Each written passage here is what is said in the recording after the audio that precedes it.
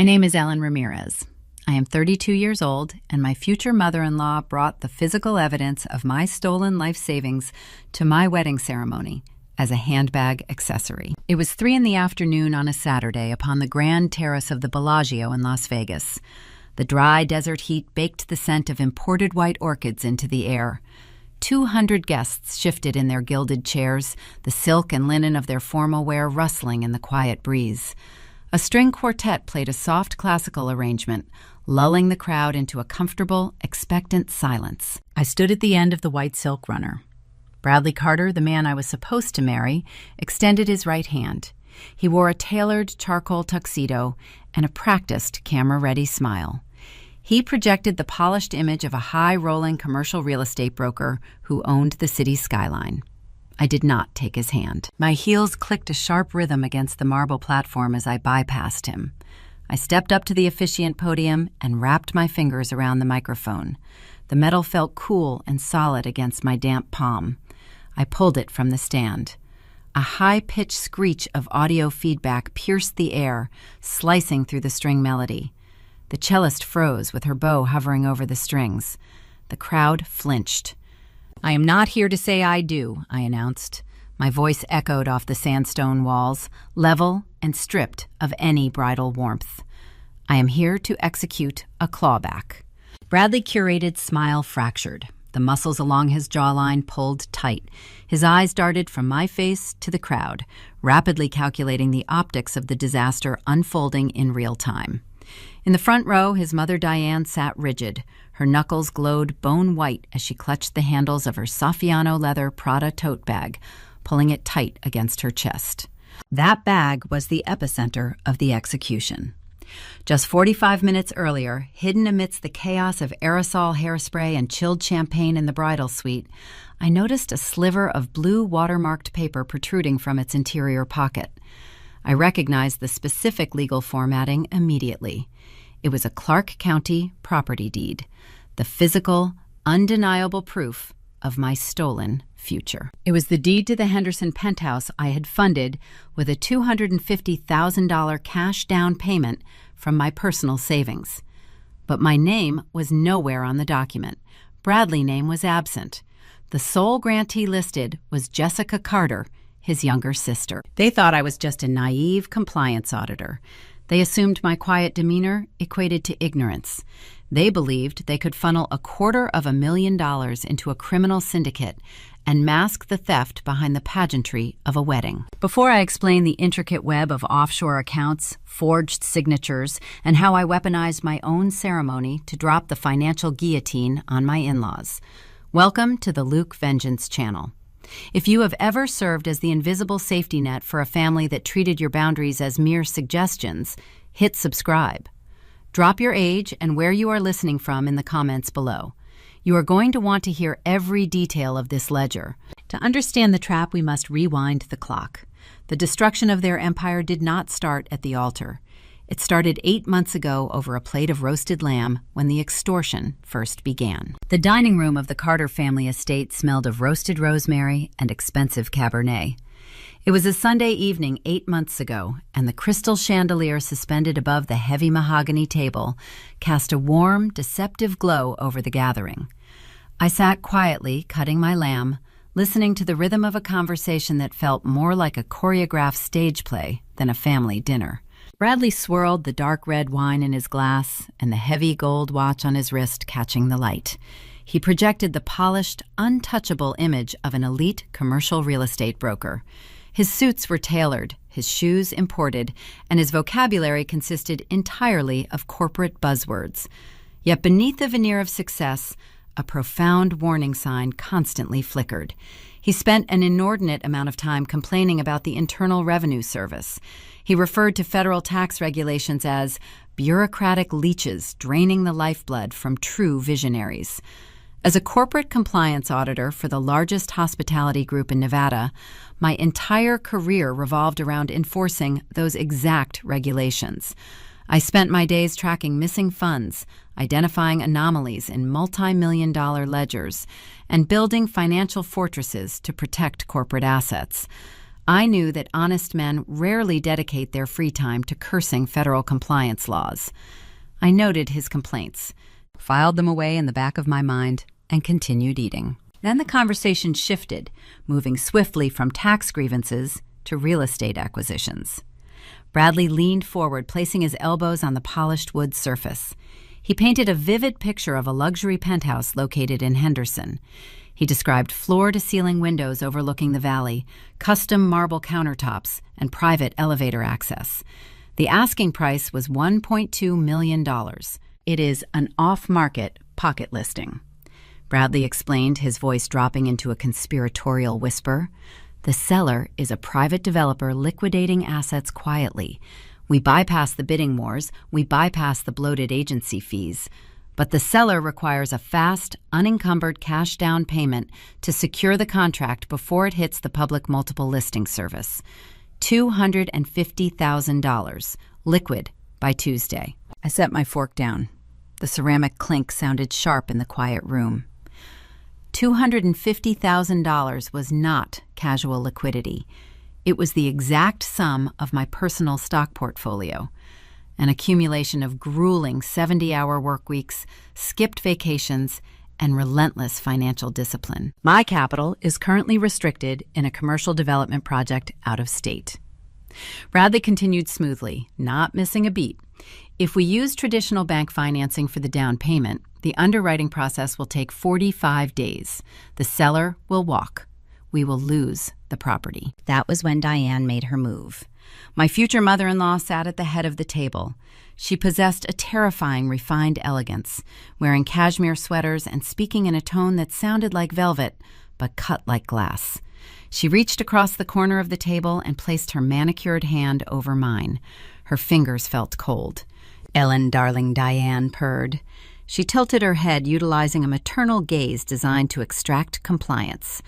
Bradley is working tirelessly to secure a foundation for your future. He navigates the complex bureaucracy so you do not have to worry.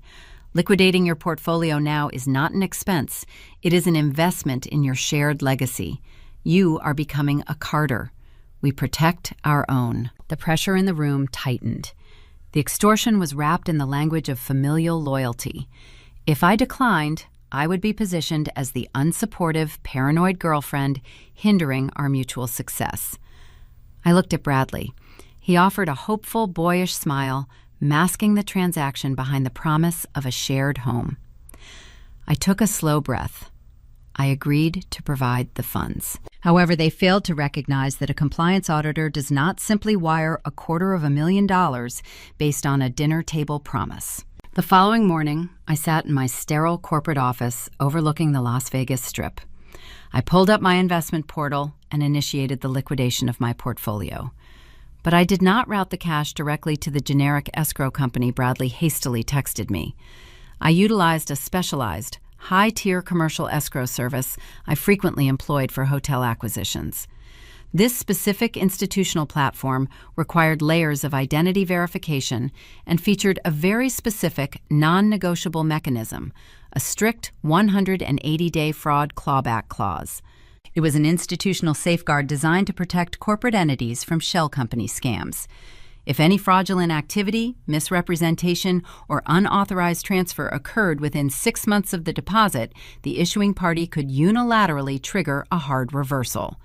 The funds would be forcefully ripped from the receiving account and frozen. I drafted the authorization forms and presented them to Bradley over coffee that afternoon.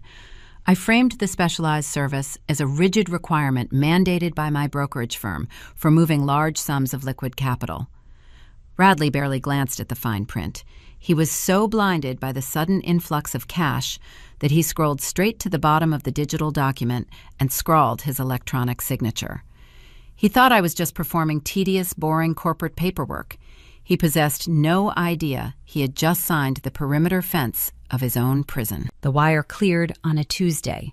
The supposed closing date for the Henderson penthouse was scheduled for the following Friday. The first glaring anomaly presented itself Thursday evening. Bradley and I were sitting in my current apartment, reviewing a list of potential wedding caterers. The front door unlocked. Jessica Bradley, younger sister, breezed into the living room without knocking. Jessica branded herself as a wellness lifestyle consultant. Her entire aesthetic was an illusion, built on expensive matcha lattes, imported yoga mats, and profound entitlement. She generated zero actual revenue, existing entirely on an allowance funneled through the Carter family matrix. She dropped a designer canvas tote bag onto my kitchen counter, bringing the scent of heavy eucalyptus oil into the space. I was just looking at the floor plans for the new place Jessica announced, pouring herself a glass of my sparkling water. The natural lighting in that east-facing guest suite is impeccable. The morning sun hits the windows right at 7. It is going to be the perfect backdrop for my new meditation series. I am calling the movers tomorrow to bring my studio equipment over. I paused, setting my pen down on the catering brochure. I looked at her, processing the sheer audacity of the statement. The penthouse featured 2 bedrooms. The guest suite was intended for visiting family or a future nursery. It was not a complimentary commercial production lot. Jessica, I said, keeping my voice neutral and professional, that room is a residential guest space. It is not zoned or intended for a content studio. Jessica stopped drinking. She lowered her glass, her eyes narrowing as she looked past me, fixing her gaze directly on her brother. She did not argue with me. She expected him to handle the resistance. Bradley shifted on the sofa. He did not defend our shared boundaries. He did not protect the home I had just financed. He stood up, crossing his arms over his chest, his demeanor shifting from the loving fiancé to a defensive, cornered animal. "Ellen, you are overreacting," Bradley sighed, his tone dripping with condescension. "Jessica is launching a vital entrepreneurial endeavor. She needs the right environment to attract premium brand sponsorships. We have the extra square footage. Why are you being so selfish about a room we are not even using yet?" The word selfish struck the air, echoing in the quiet apartment. I had liquidated years of grueling labor to purchase the roof over his head, and he dared to call me selfish for refusing to surrender half the property to his sister? The emotional manipulation was palpable. A typical bride might have cried. A typical partner might have yelled, sparking a dramatic argument about boundaries and respect. I did neither. My emotional response shut down entirely, replaced instantly by the cold, calculating machinery of my profession. When an auditor encounters a hostile reaction to a basic logistical question, it signals a structural discrepancy. Bradley was not fighting for his sister content studio. He was fighting to establish her territorial dominance over an asset she had no legal right to claim. I looked at his defensive posture. I looked at Jessica's arrogant smirk. The mental ledger opened, the ink flowing, sharp and black. I did not argue about the guest room. I pivoted to the data. If we are moving her equipment in this weekend, I need to review the final dimensions, I stated evenly. Bring me the closing documents, Bradley, the final settlement statement and the deed. I want to see the paperwork tonight. Bradley dropped his arms. His confident posture faltered. A brief flash of genuine panic, widening his eyes before he quickly masked it with an annoyed scoff. The title company is still processing the final signatures. He deflected, taking a step toward the front door. It is a slow, bureaucratic nightmare. I will have the file by next Friday. Stop stressing over the paperwork and let us just celebrate the milestone. He ushered his sister out of the apartment, eager to escape the scrutiny. The door clicked shut, leaving me alone in the silent room. Title companies handling cash transactions do not experience week-long bureaucratic delays on a closing day. The money was gone. The sister was claiming the territory. The fiancé was withholding the receipts. I walked over to my laptop and woke the screen. I did not need Bradley to hand me a piece of paper. Public records exist for a reason, and I knew exactly how to find the truth hiding beneath their lies. 4 weeks evaporated into the dry Nevada heat. Every time I requested the closing documents for the Henderson penthouse, Bradley offered a new, intricately constructed excuse. He blamed the county clerk for being backlogged with summer filings. He claimed the title company needed extra time to process the tax stamps. He navigated these lies with the effortless charm of a seasoned salesman, kissing my forehead and promising the paperwork would arrive by courier the following afternoon. The courier never materialized. The tipping point occurred on a Thursday night during a family dinner at a high-end steakhouse on the Strip. The air in the private dining alcove smelled of seared ribeye and truffled butter. I sat across from Jessica, nursing a glass of sparkling water. Bradley sat beside me, discussing golf handicaps with his father. Diane commanded the head of the table, orchestrating the evening with her usual rigid elegance. As the waiter cleared our dessert plates, Diane raised her crystal wine glass. The sharp clink of her manicured fingernail against the rim silenced the table. She directed her maternal gaze toward Jessica, her expression glowing with unearned pride. To Jessica, Diane announced her voice, carrying a theatrical, sweeping cadence, for embracing her true potential and taking such a bold step in expanding her real estate portfolio this month. Vision requires courage, and my daughter has always possessed an abundance of both. Jessica beamed, lifting her own glass in response. She offered a coy, secretive smile, lowering her eyes in a display of manufactured humility.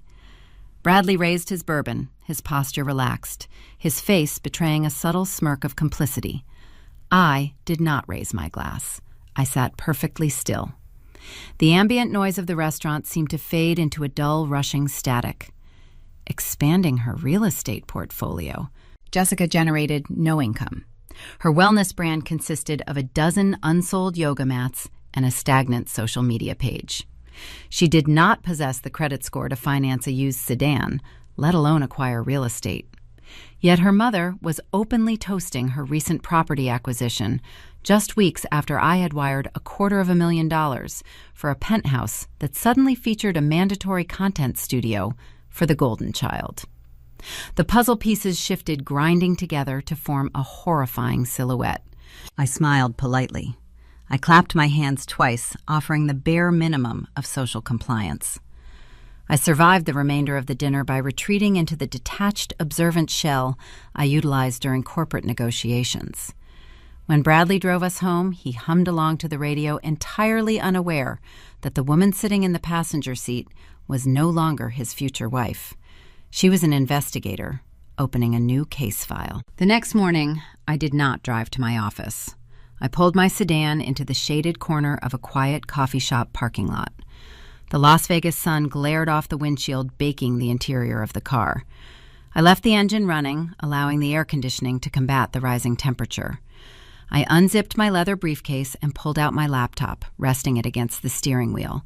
I connected to a secure mobile hotspot and navigated directly to the Clark County Assessor digital portal. The public database serves as the irrefutable ledger of the city.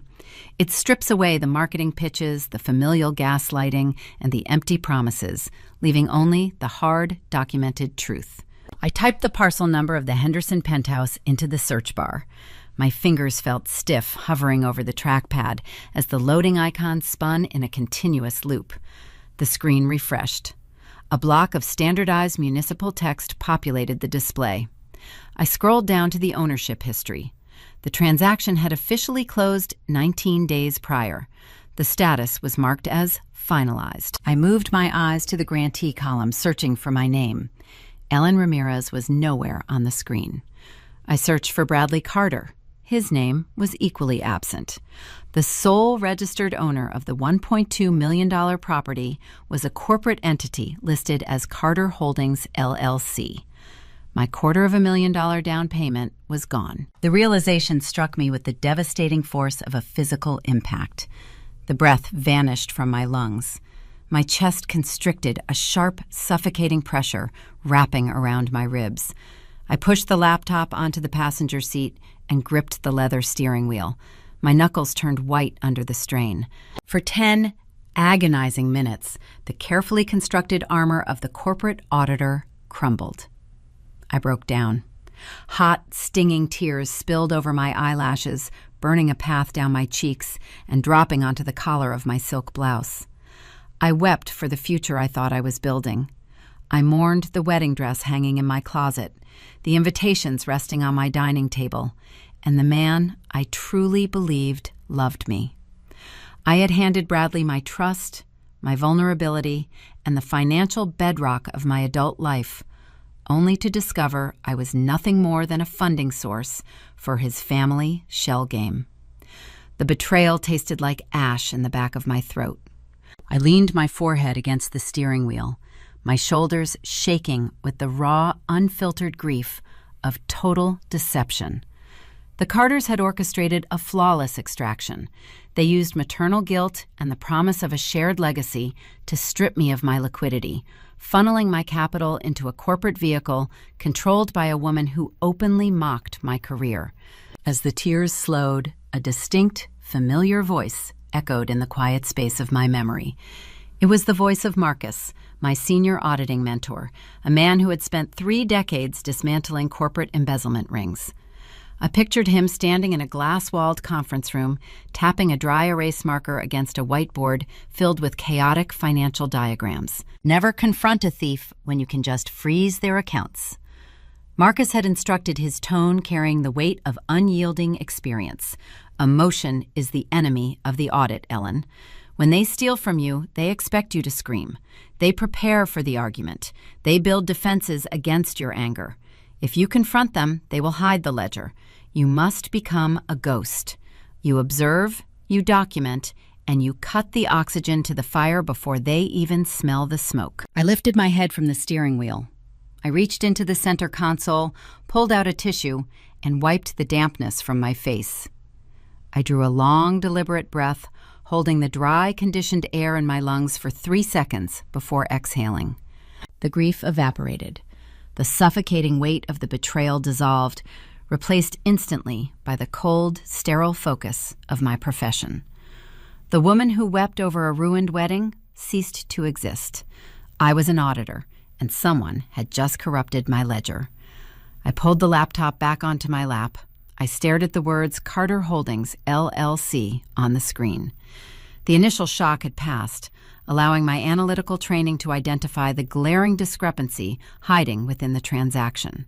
When I authorized the $250,000 wire transfer, I routed the funds to a specialized, heavily insured commercial title company. The escrow instructions specifically designated the capital for a residential purchase under the joint names of Ellen Ramirez and Bradley Carter. Title attorneys do not operate on verbal requests. They are bound by strict federal compliance regulations and severe liability protocols. An escrow officer cannot legally take funds deposited by an individual and arbitrarily divert that capital to fund a purchase for an unrelated corporate entity. The liability risk would bankrupt their firm. To bypass the title lawyers to authorize the diversion of my money into Carter Holdings, LLC, the escrow company required documented, notarized consent from the original funding source. They needed a physical piece of paper instructing them to reassign the capital. I had never signed an addendum. I had never authorized a reassignment. The puzzle pieces snapped together, forming a sharp, dangerous edge. Bradley had not merely manipulated me into an unfavorable investment. To move that money, someone had to supply the title company with a legal directive bearing my consent. Someone had forged my signature. The betrayal had just crossed the boundary from emotional manipulation into severe felony territory. The Carters were not just greedy. They were orchestrating a coordinated, documented fraud. I needed to see the underlying corporate structure of this holding company. I needed to identify the exact person wielding the pen, and I needed to uncover why a failing wellness influencer suddenly required $1 million hard asset. I opened a new browser tab and navigated toward the Nevada Secretary of State Business Search Portal. The wedding was off, but the investigation had just begun. The glow of my laptop screen illuminated the dark interior of my sedan. I sat in the empty coffee shop parking lot, my fingers flying across the keyboard as I accessed the Nevada Secretary of State Business Search Portal. I needed to dismantle the corporate shield hiding my stolen capital. I typed Carter Holdings, LLC into the registry query.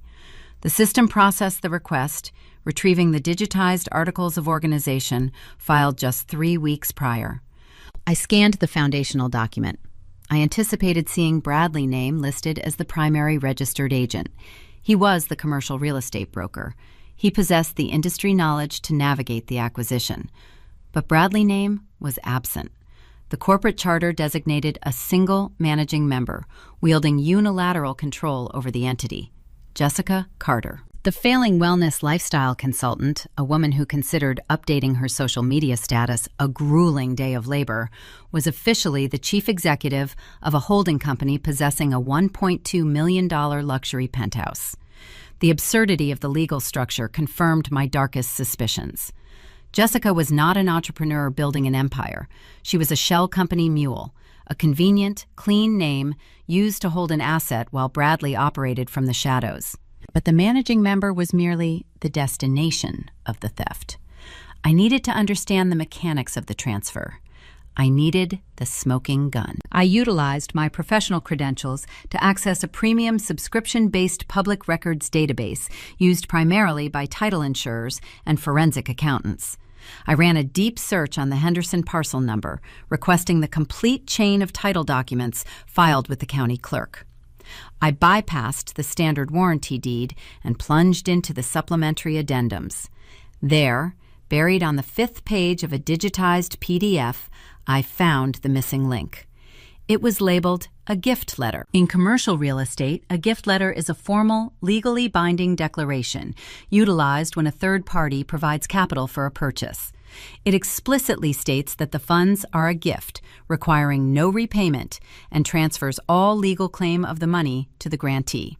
The document on my screen instructed the escrow company to release the entirety of my $250,000 deposit directly to Carter Holdings, LLC. I scrolled to the bottom of the page.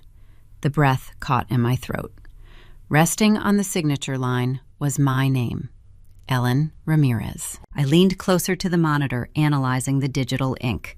The loops of the cursive letters mirrored my handwriting with terrifying accuracy. The slanted E, the sharp finish on the Z. Someone had spent hours studying my signature, practicing the specific pressure and flow until they perfected the forgery. Beside the falsified signature sat a bright crimson digital stamp, validating the document as a sworn, notarized statement. I recognized the name of the notary public. It belonged to an obscure, semi-retired paralegal who regularly attended Diane Elite Country Club luncheons. Diane had leveraged her social connections to secure a corrupt seal, providing the final layer of bureaucratic legitimacy required to blind the title company. The reality of the situation locked into place. This was no longer a domestic dispute over wedding finances. I had been subjected to calculated, systematic identity theft. Bradley, Diane, and Jessica had orchestrated a criminal conspiracy. They forged a federal document to hijack my life savings, purchasing a luxury penthouse in cash under the Golden Child name. But why? Jessica did not need a $1.2 million residence to film yoga videos. The Carters were greedy, but they were not foolish enough to risk felony forgery charges simply to upgrade her housing situation. The penthouse was not a home. It was a tool. I opened a separate browser window and ran a commercial credit check on Jessica Carter's Social Security number, utilizing a background screening service provided by my hospitality firm. The data returned was catastrophic. Jessica Aesthetic Illusion masked a sprawling, smoking crater of financial ruin. She was drowning in predatory merchant cash advances, carrying maxed-out credit lines, and possessed 2 active state tax liens for unpaid self-employment taxes. Her supposed wellness brand was hemorrhaging capital. She was weeks away from a forced, involuntary bankruptcy. The strategy materialized with chilling clarity. A bank will not lend capital to a failing influencer with a destroyed credit score. However, a commercial lender will eagerly issue a massive line of credit to an LLC that owns a $1.2 million property free and clear. They did not steal my money to buy Jessica a house. They used my cash to instantly provide her failing LLC with a hard, unencumbered asset. They intended to collateralize the penthouse immediately, extracting hundreds of thousands of dollars in a new commercial loan using my stolen equity as the foundation. If I drove to the Carter estate right now and confronted them with the forged gift letter, the syndicate would panic. Bradley would deploy his charm, insisting it was a temporary, desperate measure to save his sister. Diane would gaslight me, claiming I was destroying the family over a simple misunderstanding. While they distracted me with emotional theater, they would quietly initiate the commercial loan transfer, the extracted cash into an untraceable account, and leave me fighting a drawn-out, expensive civil battle to reclaim a heavily mortgaged property. Marcus' golden rule echoed in my mind. Never confront a thief when you can just freeze their accounts. I needed to investigate the status of that commercial loan. I needed to uncover the routing numbers and trace the destination of the impending cash extraction. But to execute that level of forensic surveillance, I required proximity. I needed access to Jessica business records, and I could not risk the Carters sensing even a fraction of my suspicion. If I grew quiet or distant, Bradley would notice the shift in my behavior. He would raise the shields. To conduct my audit in plain sight, I had to provide them with a distraction so overwhelming, so consuming, that it would completely blind them to the trap forming beneath their feet. I needed to camouflage my intelligence behind the one archetype society consistently underestimates. I decided to become an absolute bridezilla. I closed the laptop and placed it back inside my leather briefcase. I picked up my cell phone, navigated to my messaging application, and opened the group chat containing Bradley and Diane. I drew a steady breath, shifting my persona from the clinical auditor into the superficial, obsessed bride. My fingers flew across the digital keyboard. I drafted a frantic multi-paragraph text message regarding the catastrophic implications of the current floral arrangements.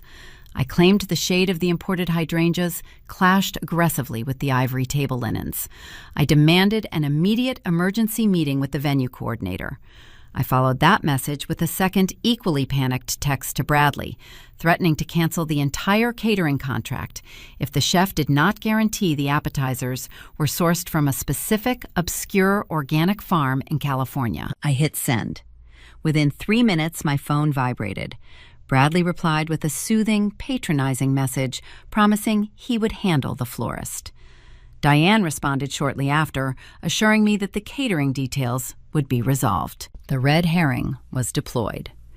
Over the next several weeks, I saturated their daily lives with artificial chaos. I sent Bradley hourly texts demanding his opinion on obscure napkin folding techniques. I forced Diane to attend 4 different cake tasting appointments in a single week, complaining loudly about the texture of the buttercream frosting at each location. I obsessed over seating charts, crying theatrical tears when a distant cousin requested a +1. The strategy functioned flawlessly. The Carters were arrogant, and my manufactured hysteria fed their superiority complex. Behind my back, I knew they were laughing at me. Bradley complained to his groomsmen about my erratic, superficial behavior. Diane rolled her eyes during dress fittings, confident that the naive, spreadsheet-obsessed girl was completely consumed by tulle and centerpieces. They were so busy managing my fake meltdowns that they stopped monitoring their own perimeter. They dropped their guard, firmly believing I was too distracted by the wedding to notice a missing $250,000. While they congratulated themselves on their flawless deception, I quietly gathered my tools. I mapped out the corporate structure of their holding company. I monitored the county clerk portal for any new lien recordings against the Henderson penthouse.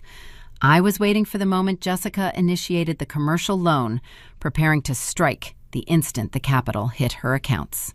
But I lacked the specific banking details required to track the cash flow. I needed direct access to Jessica's digital ecosystem.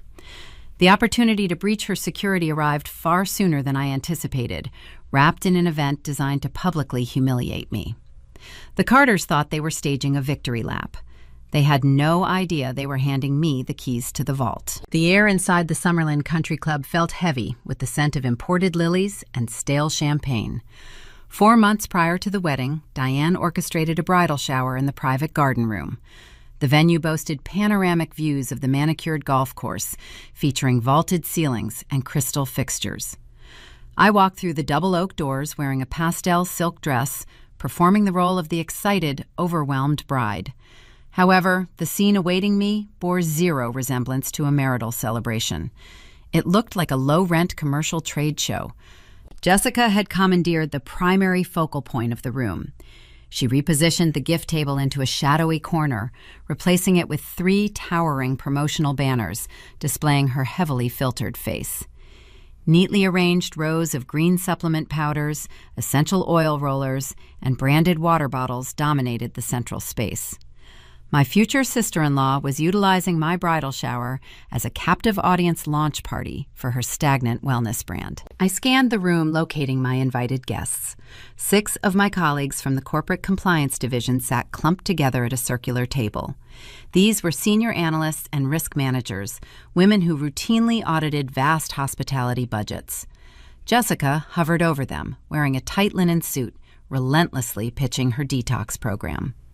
I watched my managing director politely decline a sample of algae powder, her expression a masterclass in restrained discomfort. Jessica did not register the social cue. She leaned closer, projecting her voice across the room. Corporate cubicles drain your aura. Jessica lectured, handing my director a glossy business card. You sit under those fluorescent lights crunching numbers all day. It restricts your creative manifestation. You need a holistic cellular reset if you ever want to break out of the middle-class grind. Bradley leaned against the mahogany bar in the corner, nursing a cocktail and chuckling at his sister. He found the humiliation amusing. They enjoyed parading my professional life as a boring, unimaginative joke. My jaw tightened. The urge to walk over, snatch the business card from her hand, and announce that my middle-class grind had just financed her entire existence flared in my chest. I suppressed it instantly.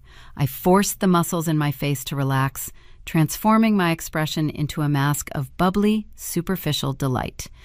I rushed toward a nearby floral arrangement, gasping with manufactured panic over the shade of the ribbons. I complained loudly to Diane that the peach tones were ruining my aesthetic vision. The Bridezilla camouflage remained intact. They rolled their eyes at my outburst, returning to their smug conversations, entirely oblivious to the trap tightening around them. The afternoon dragged forward, culminating in the gift opening ceremony. Diane directed me to sit in a large wicker chair in the center of the room. She stood beside me, holding a silver pen and a notepad, acting as the benevolent matriarch. I unwrapped crystal vases, imported bed linens, and a stand mixer.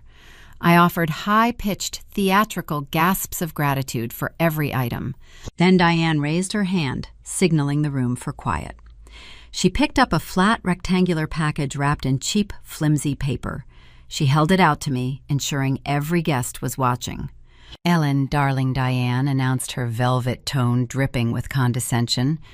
"Marriage is a significant transition. It requires vision, but it also requires discipline. Bradley works so hard to secure your future.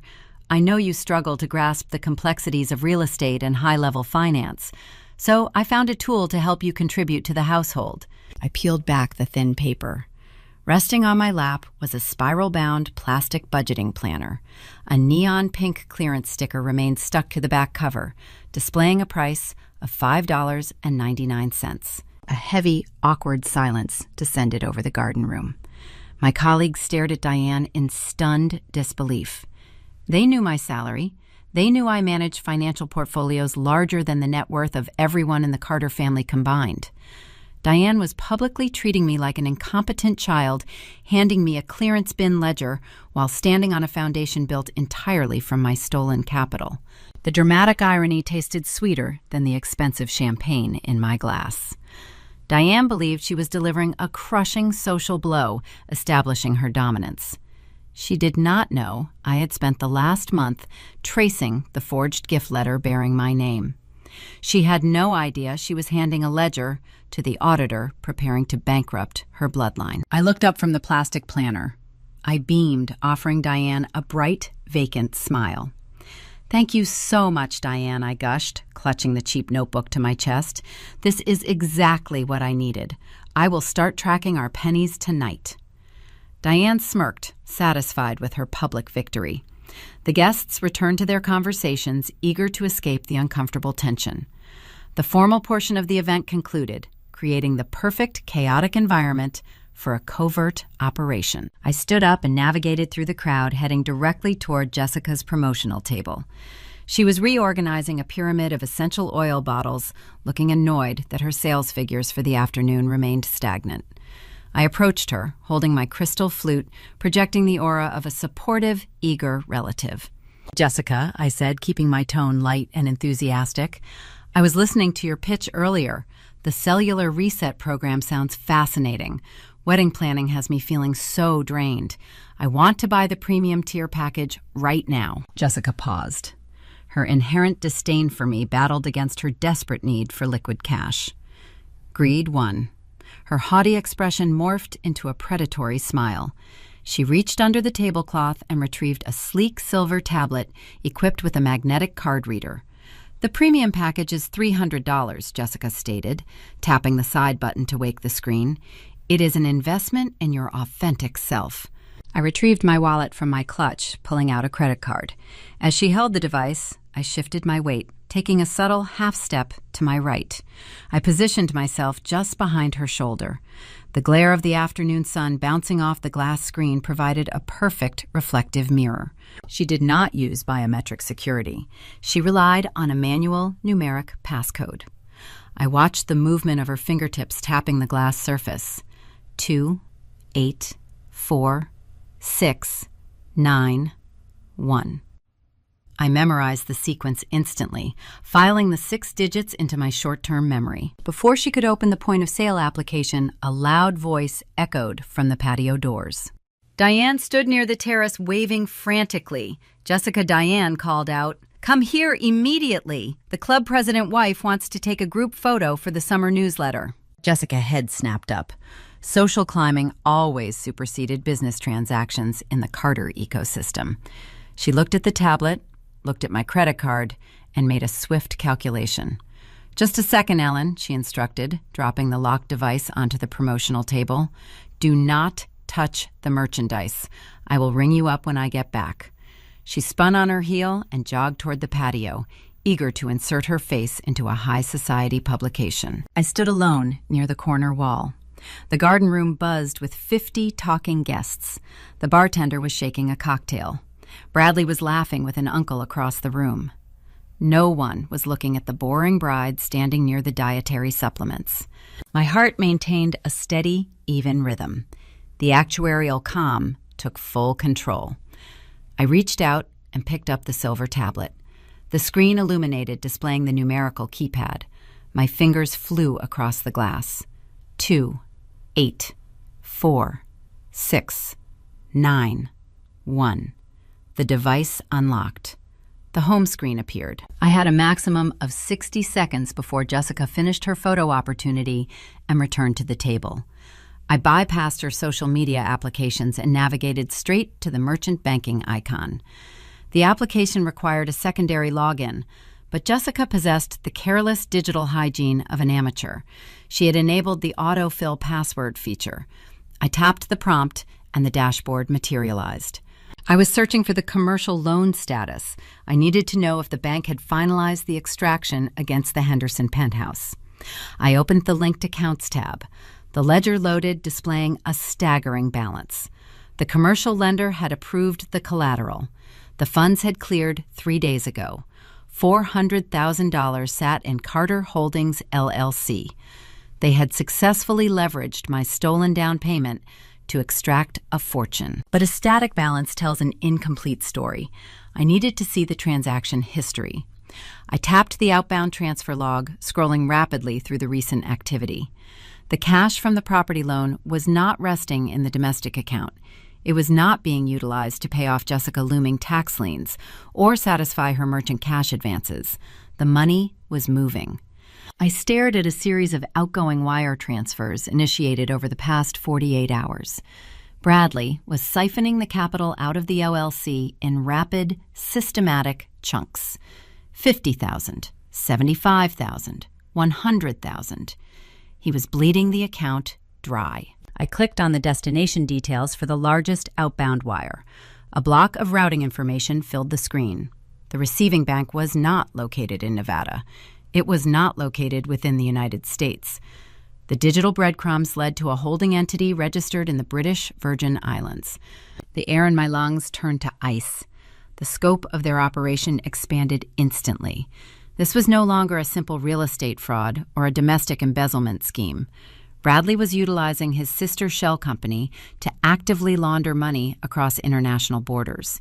He was hiding assets from the Internal Revenue Service, and he was using my life savings as the untraceable foundation. The sound of high heels clicking rapidly against the hardwood floor broke my concentration. Jessica was returning from the patio. I had 5 seconds. I locked the tablet, set it back onto the table exactly where she left it, and took a step back, holding my credit card in the air with a patient, empty smile. The discovery shifted the entire battlefield. If I married Bradley, my future income and assets would be legally intertwined with a man committing international tax evasion. I possessed the routing numbers. I held the proof of the overseas entity. But tracing the true ownership of that Caribbean account would unearth a secret so profound it would shatter the very hierarchy of the Carter family, revealing a mastermind I never suspected. The heels of Jessica's shoes struck the hardwood floor with a frantic, irritated rhythm as she rushed back from the country club patio.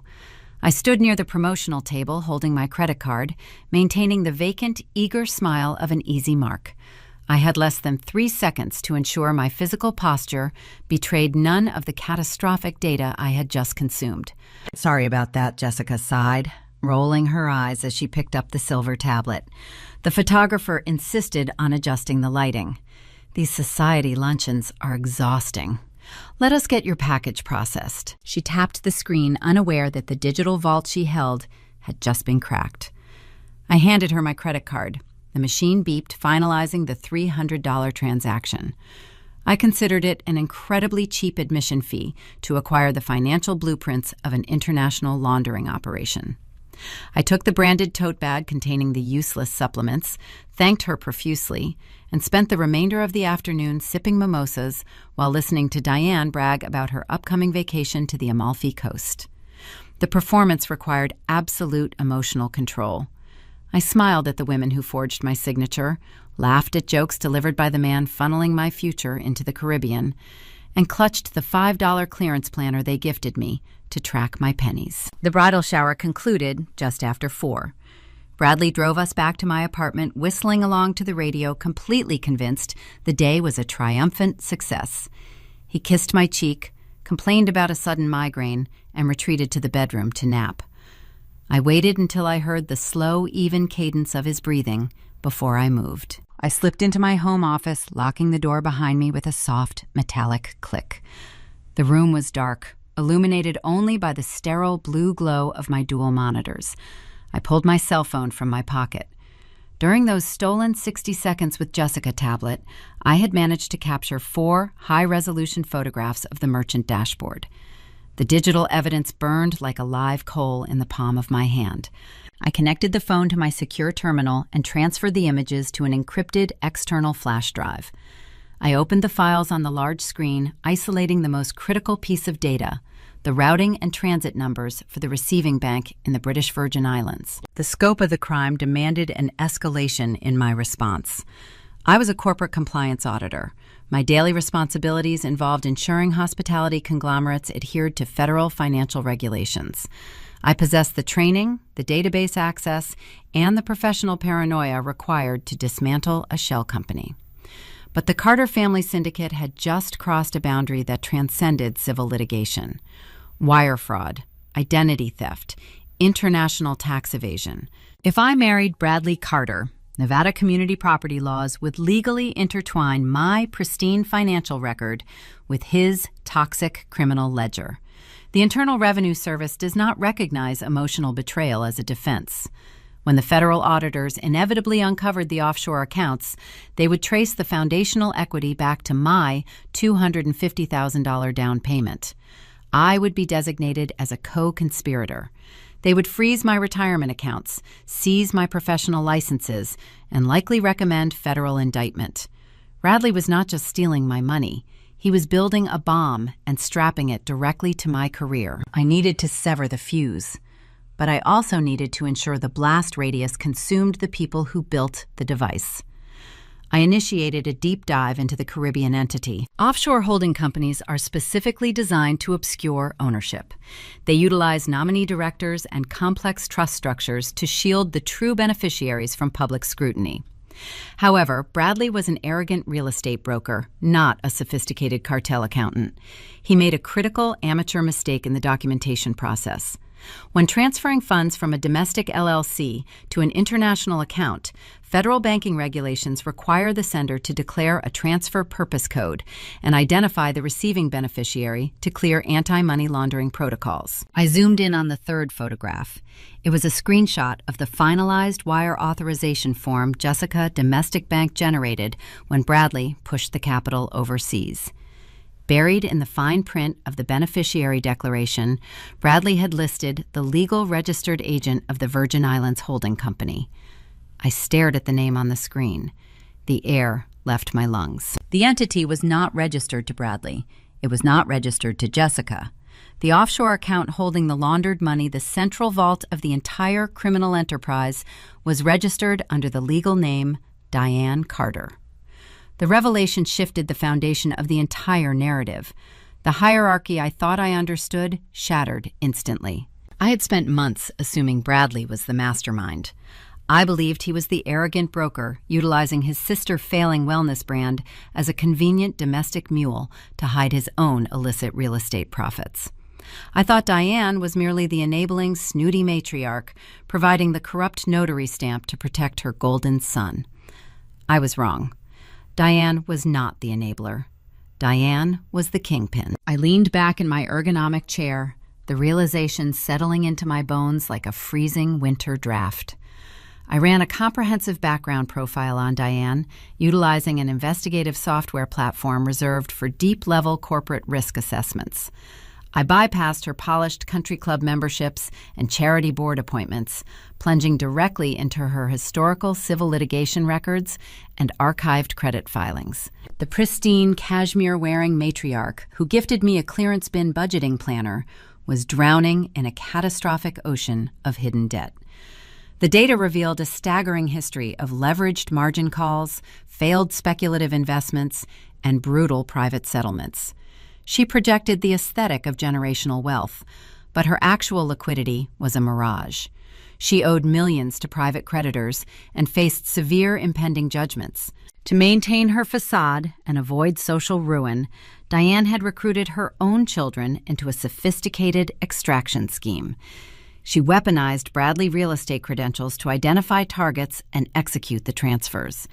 She utilized Jessica Clean unburdened Social Security number to establish the domestic LLC, creating a sterile drop zone for stolen capital.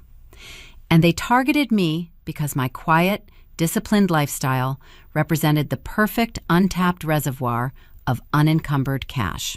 They planned to bleed me dry.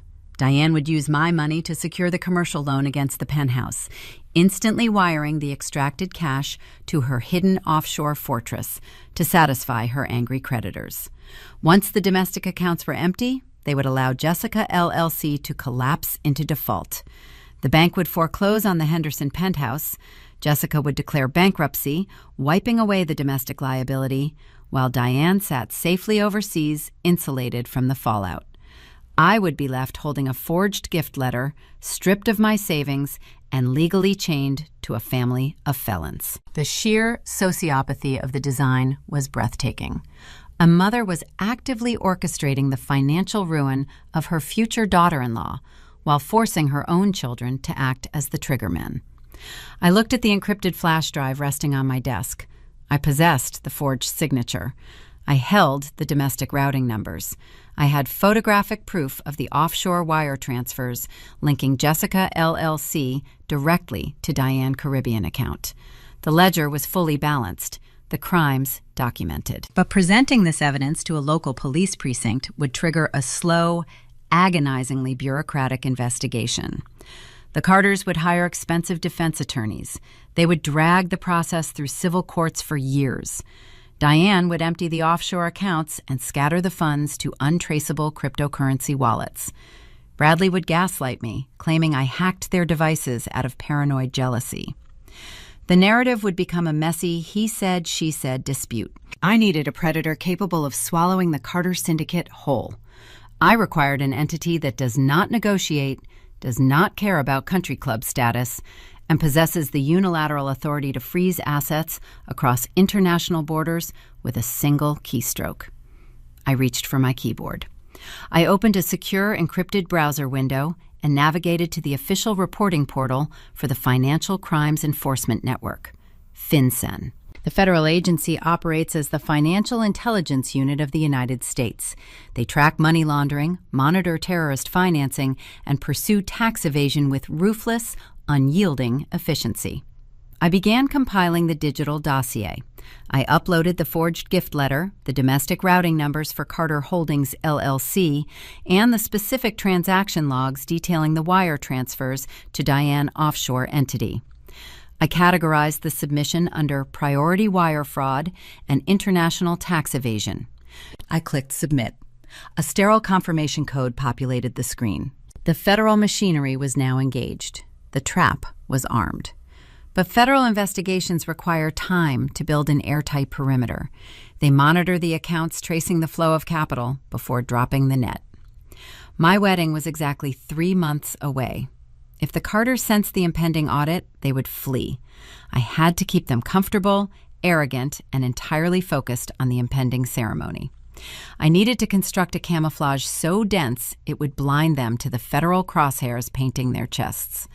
I was about to become their worst nightmare by giving them exactly what they expected. The confirmation code from the Financial Crimes Enforcement Network glowed stark white against the dark background of my monitor. I stared at the alphanumeric string, committing it to memory before permanently wiping the browsing history from my secure terminal. I had effectively painted a federal target on the backs of the Carter family. The investigation was active. The silent alarm was ringing in Washington. However, the federal bureaucracy moves with agonizing, methodical deliberation. FinCEN does not immediately kick down doors or freeze assets based on a single anonymous submission, even one containing irrefutable photographic evidence. They deploy forensic accountants.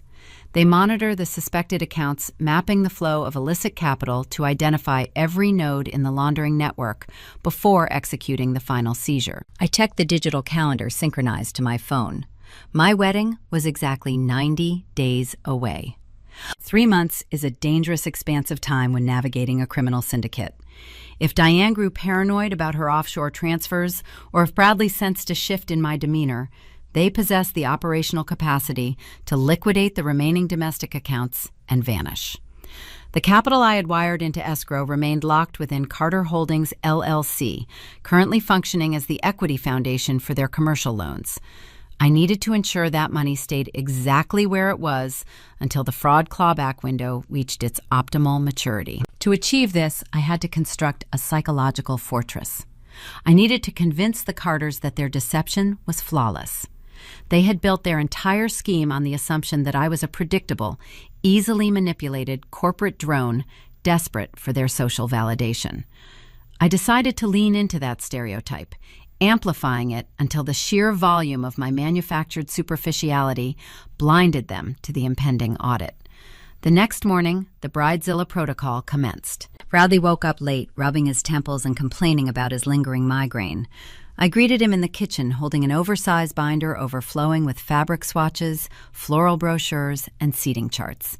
I slapped the binder onto the granite counter with a sharp, demanding thud. Bradley 1 announced, injecting a high-pitched, frantic tremor into my voice. "We have a severe logistical emergency.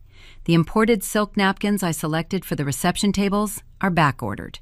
The vendor is offering a polyester blend substitute." A polyester blend. It will completely ruin the tactile aesthetic of the dinner service. Bradley blinked, staring at me as if I had suddenly begun speaking a foreign language. The woman who routinely analyzed multi-million-dollar hospitality budgets was visibly hyperventilating over the thread count of a napkin. "Ellen, it is just fabric," he muttered, pouring himself a cup of coffee. "No one is going to care about the napkins." I widened my eyes, forcing a dramatic, unshed tear to pool in the corner of my eye. "You do not care," I accused, my voice cracking with manufactured betrayal. "You do not care about the presentation of our shared legacy." Diane warned me you might not grasp the aesthetic vision. "I am calling the venue coordinator right now. This is a catastrophe." I stormed out of the kitchen, clutching the binder to my chest, retreating to the bedroom to dial a fake number. The strategy was exhausting, but the results were immediate and incredibly satisfying. Within 48 hours, the dynamic within the Carter family shifted.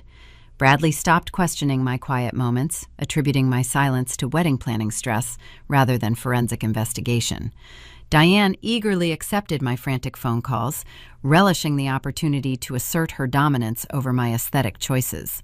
I weaponized my artificial hysteria to monopolize their schedules, ensuring they lacked the mental bandwidth to scrutinize their own banking activity. I forced Diane to attend 3 separate catering consultations in a single week.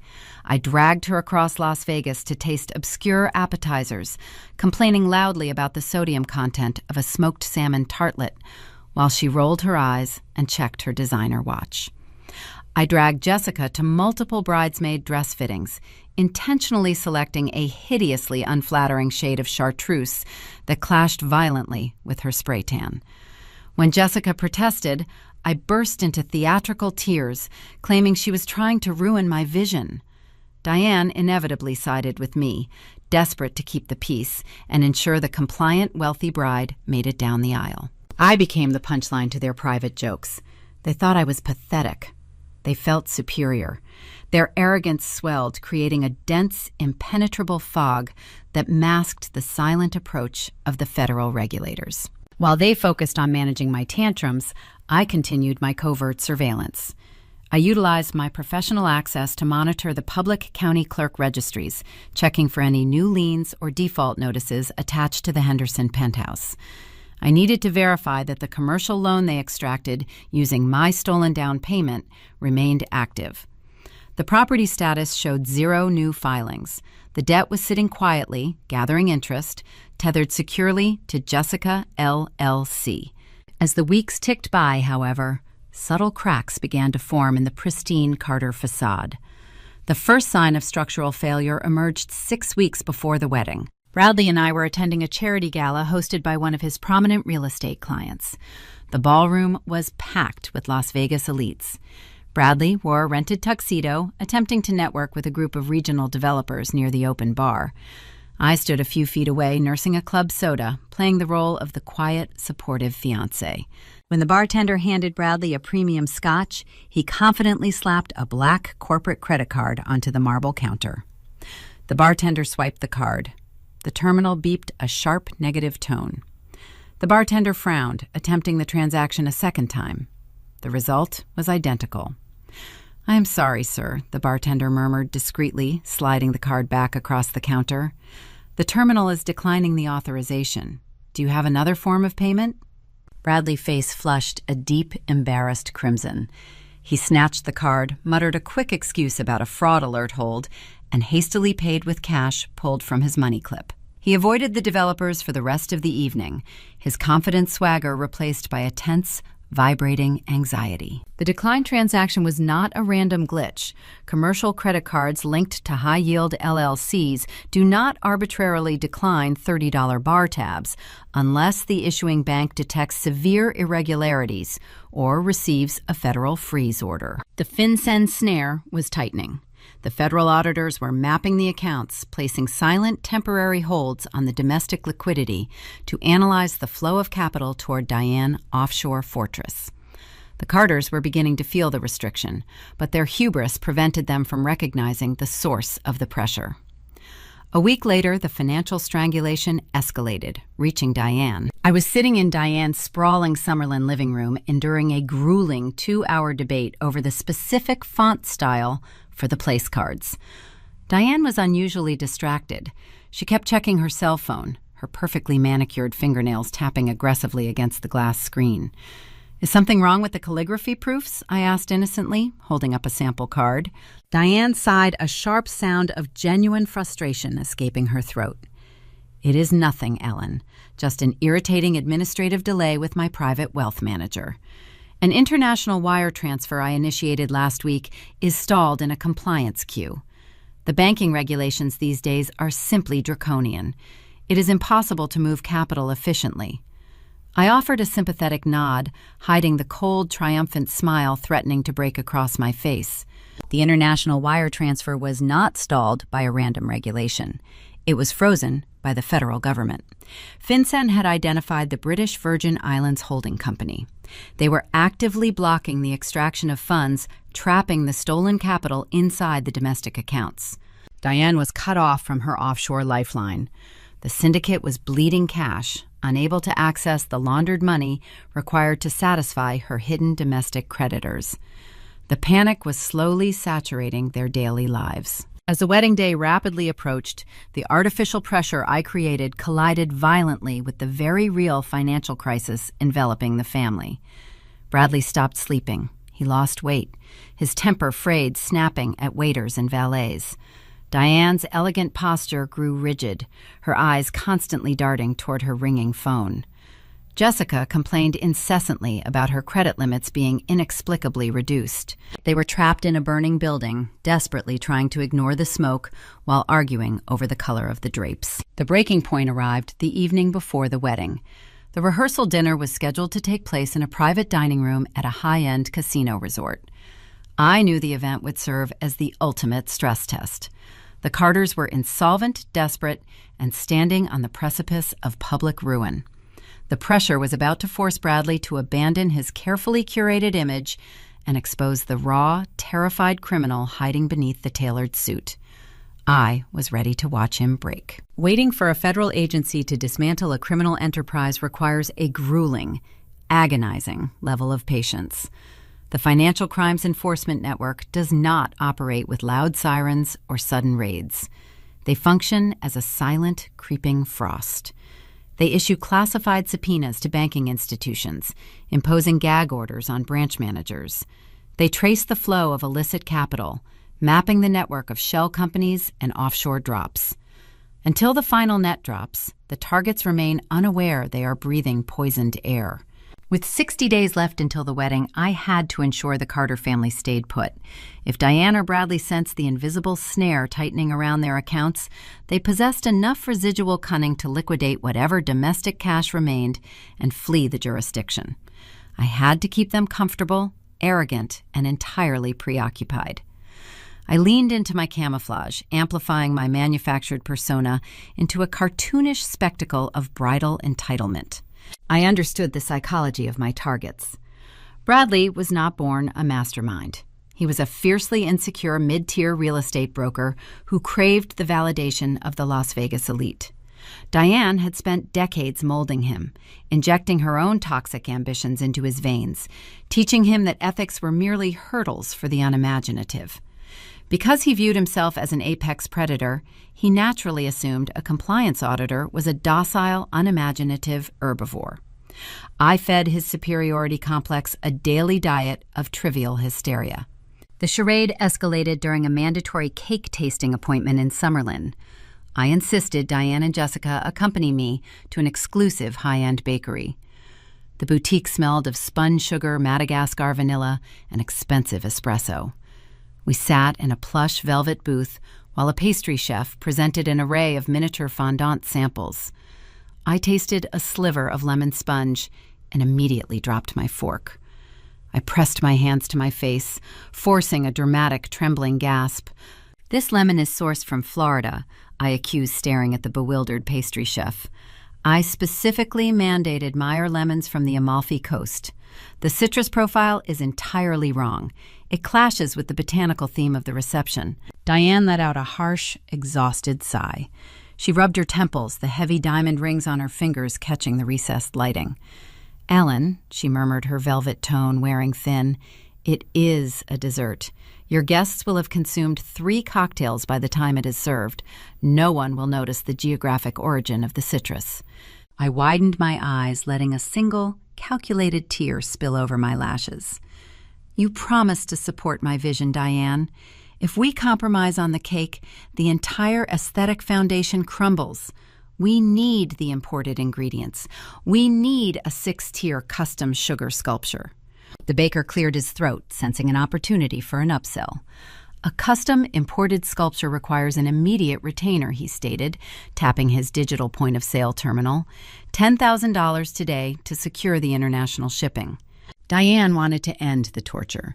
She wanted to silence the weeping, superficial girl sitting across from her. She reached into her Prada tote, extracting a heavy platinum credit card, and handed it to the baker. "Just run the charge," she instructed smoothly. The baker swiped the platinum card through the terminal. The machine processed the data for 3 agonizing seconds. A sharp negative tone chimed. A red light flashed across the display. The baker frowned, turning the screen toward Diane. "It says declined, ma'am. Error code 05, do not honor." Diane's posture stiffened. A flicker of genuine panic crossed her pristine features before she masked it with a scoff of indignation. "These banking security algorithms are absurd," she deflected, her voice tight. "They must have flagged the out-of-character bakery charge as fraudulent. I will call my wealth manager this afternoon. Use this one instead." She produced a secondary gold card. The machine accepted the backup payment, but the damage was visible. Diane's hands were shaking as she placed the plastic back into her wallet. The declined platinum card was not a random security measure. It was the silent frost of FinCEN. The federal auditors were restricting her liquidity, placing throttles on her high-limit accounts as they mapped her international wire transfers. The syndicate was starting to bleed, but their arrogance prevented them from identifying the true source of the hemorrhage. Behind my back, the family ridiculed my behavior. During a Sunday dinner, I overheard Bradley whispering to his groomsmen in the hallway, complaining that he was marrying a hysterical spreadsheet drone who was losing her mind over buttercream. He chuckled, mocking my lack of vision. I stood in the adjacent room listening to his insults, maintaining a steady, even pulse. I allowed him his quiet laughter, knowing he was standing on the trapdoor I had meticulously rigged. The financial strangulation did not stop with Diane.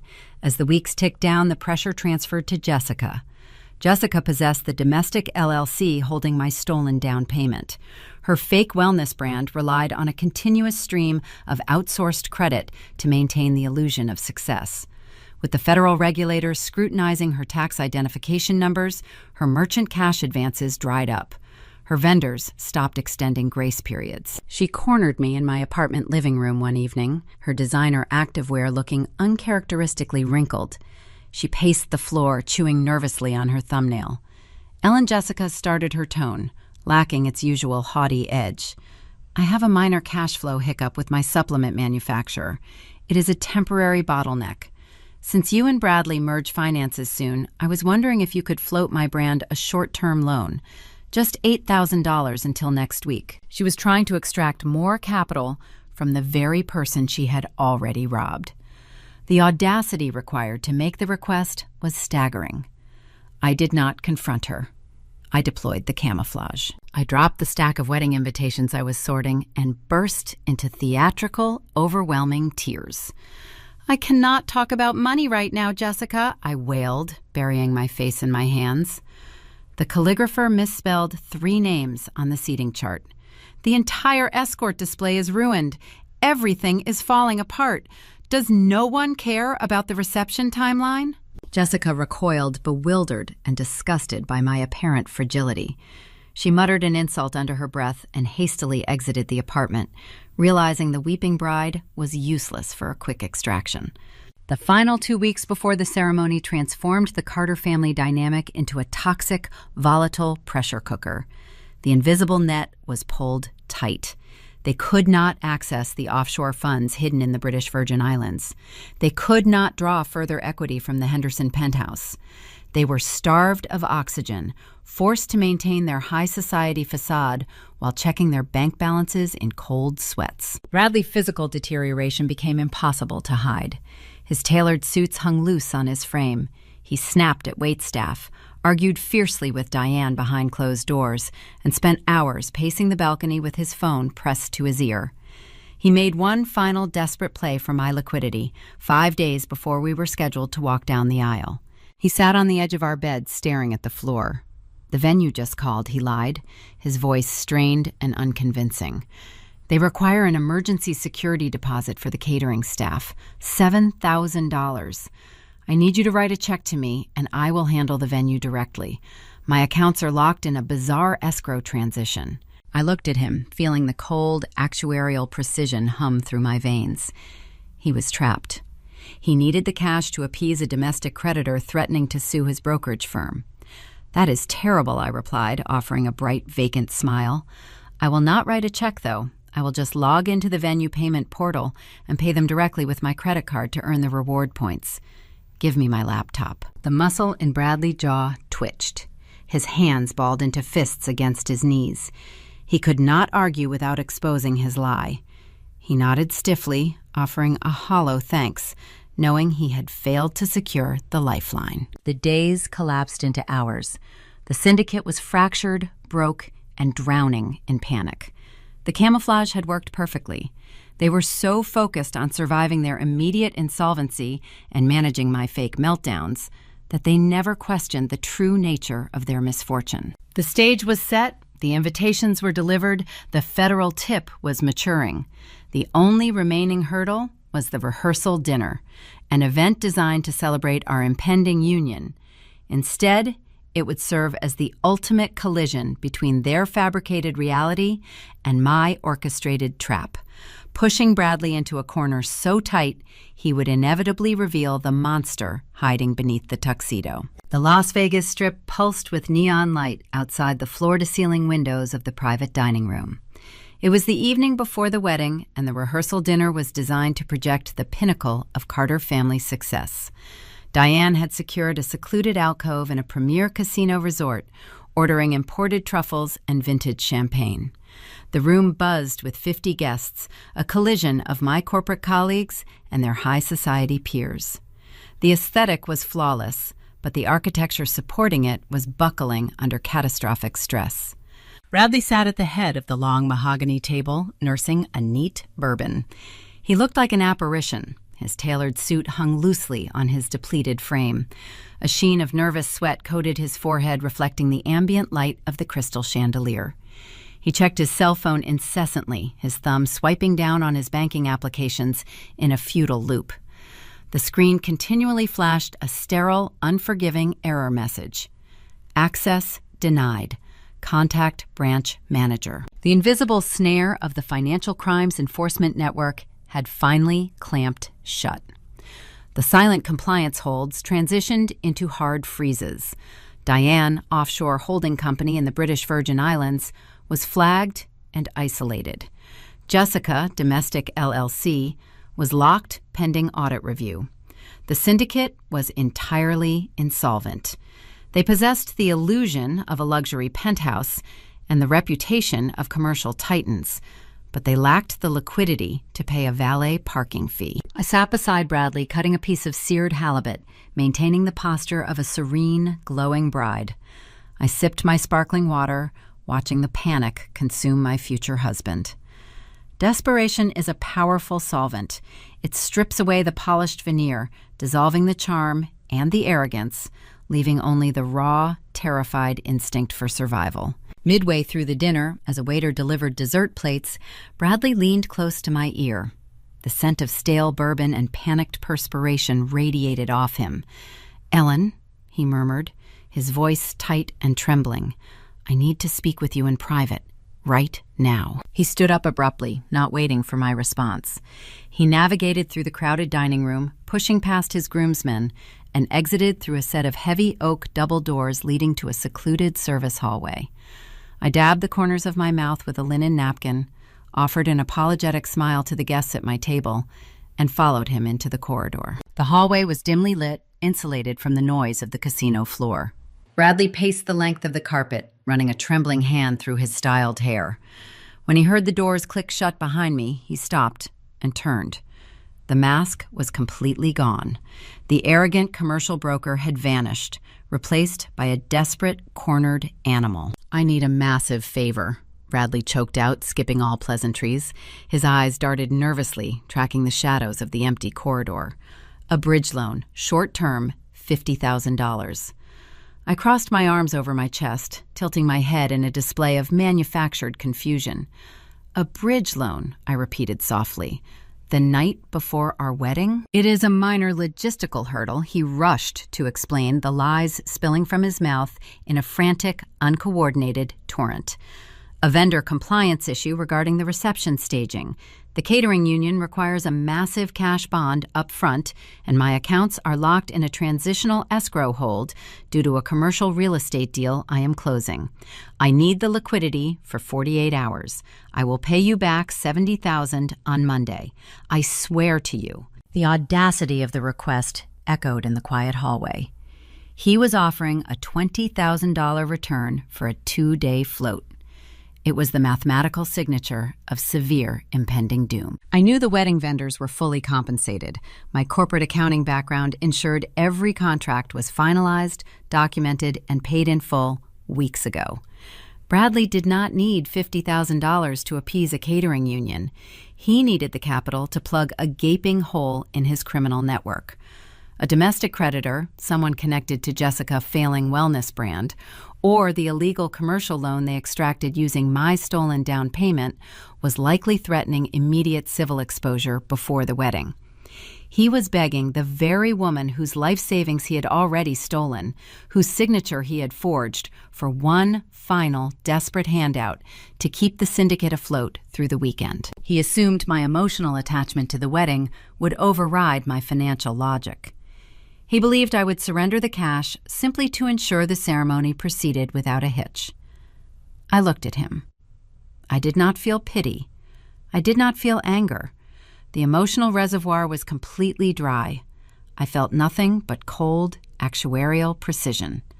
I was an auditor evaluating a bankrupt liability.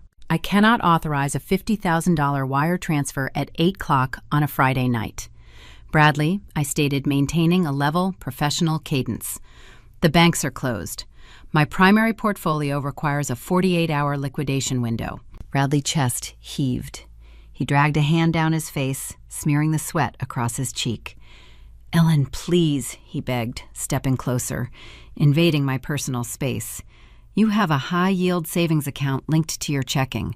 You can initiate a wire through the mobile portal. I know you have the cash sitting there. If I do not clear this hurdle tonight, the entire event is jeopardized. The venue will cancel." He was using the wedding as a hostage, leveraging my supposed dream day to extort the ransom. I reached out and placed my hand gently on his forearm. The fabric of his suit jacket felt damp. "Do not worry about the money, Bradley," I said smoothly, offering a reassuring, vacant smile. "Everything will be settled tomorrow. You will have exactly what you deserve." Bradley exhaled a shaky breath, his shoulders dropping slightly. His desperate mind interpreted my vague reassurance as a promise of compliance. He assumed I was too invested in the marital fantasy to let it collapse, believing I would log into my banking application the moment we returned to our hotel suite. He offered a weak, hollow thank you, turning back toward the heavy oak doors to rejoin the rehearsal dinner.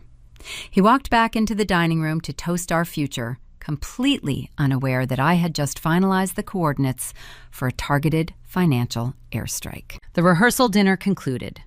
Bradley retreated to his assigned hotel room, exhausted and terrified, waiting for the cash injection that would never arrive. I returned to my bridal suite, overlooking the Bellagio fountains. I did not sleep. I spent the night meticulously reviewing the timeline. The escrow transfer I initiated 8 months ago, the $250,000 down payment they hijacked into Carter Holdings LLC, carried a specific institutional safeguard, a strict 180-day fraud clawback clause. I checked my digital calendar. The wedding day fell precisely on day 178. The window was closing, but the trap was primed. As dawn broke over the Las Vegas Valley, painting the desert sky in vibrant shades of orange and purple, the final phase of the operation commenced. I was prepared to execute the clawback, freeze the accounts, and dismantle the family empire.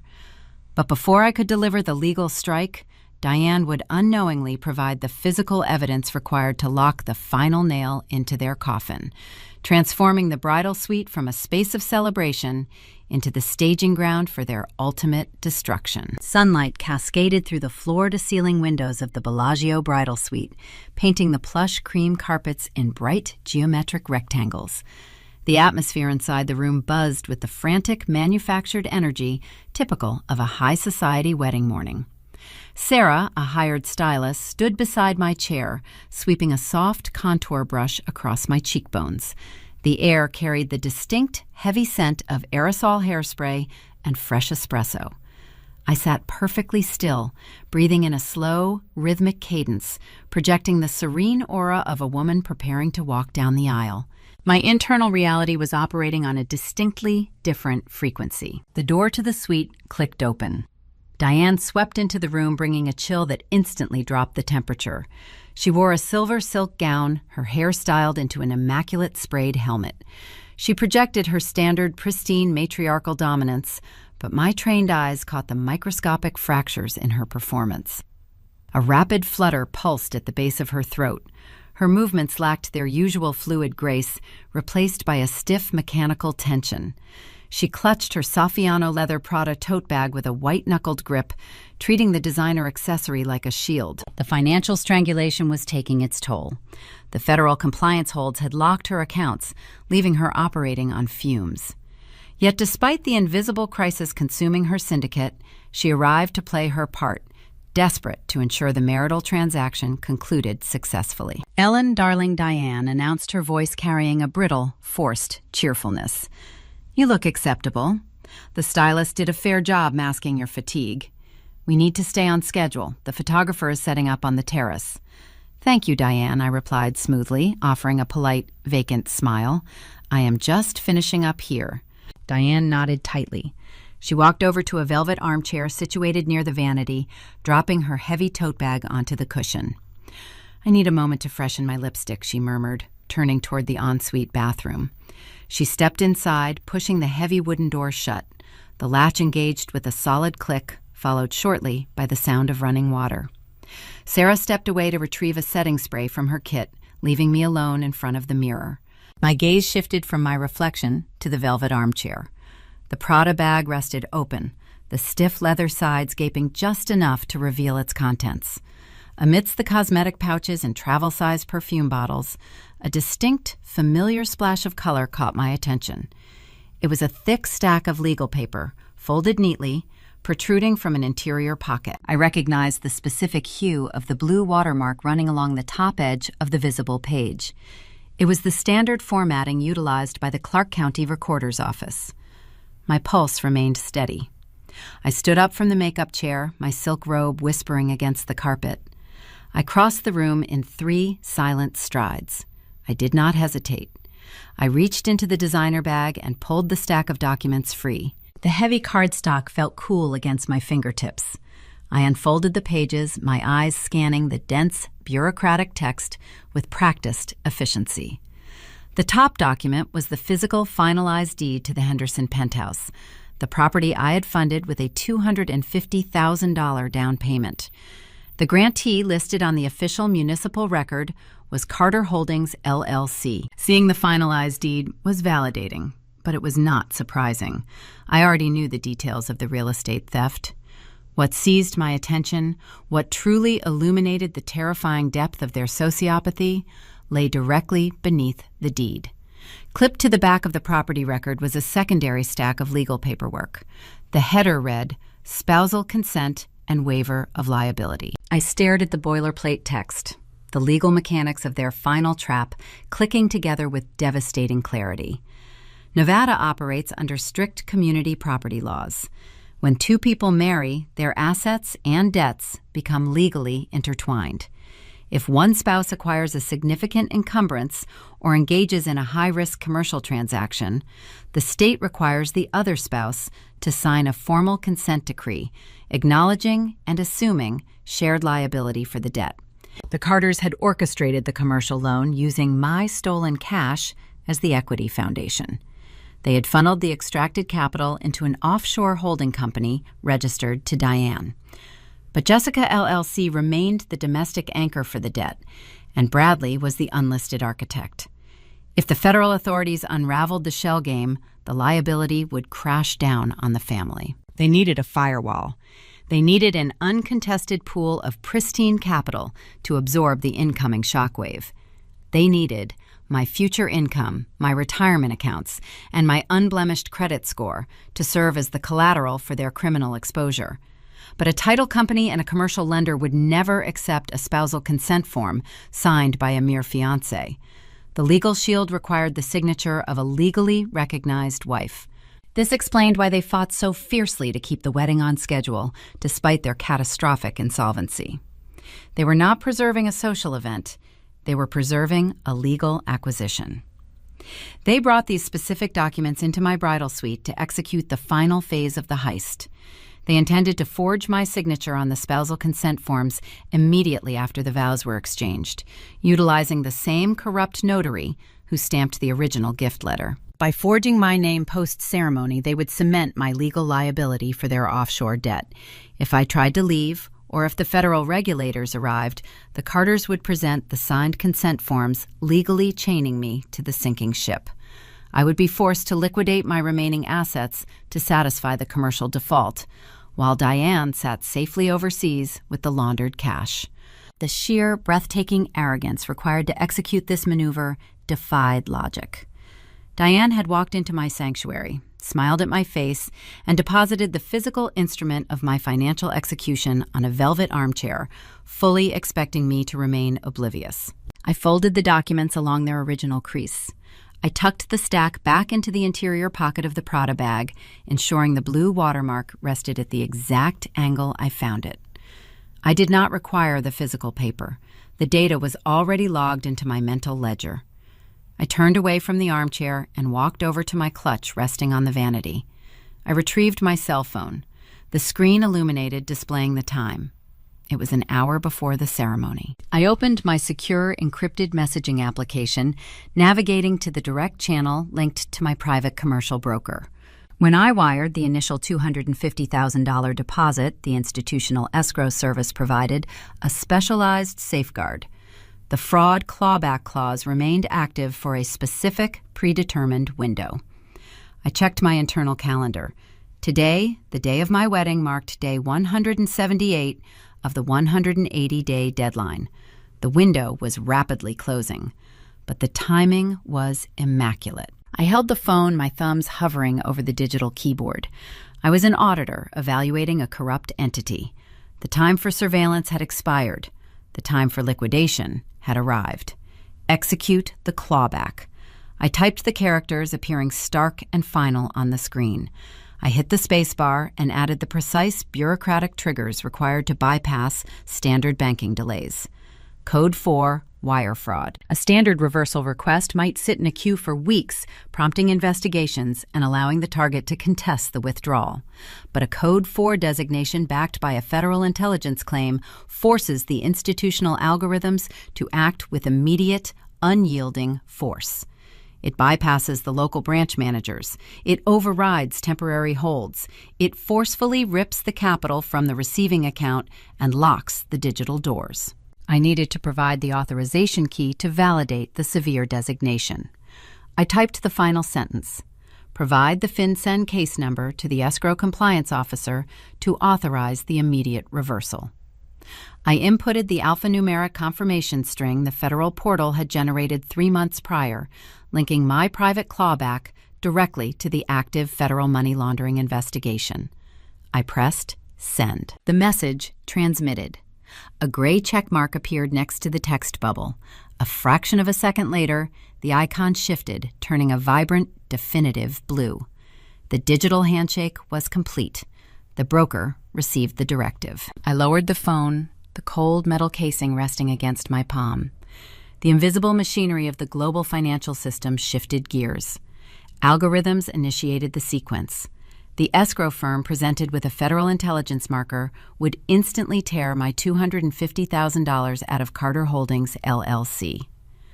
I was not just stopping a marriage. I was dropping the financial guillotine directly onto their exposed necks. The bathroom door clicked open.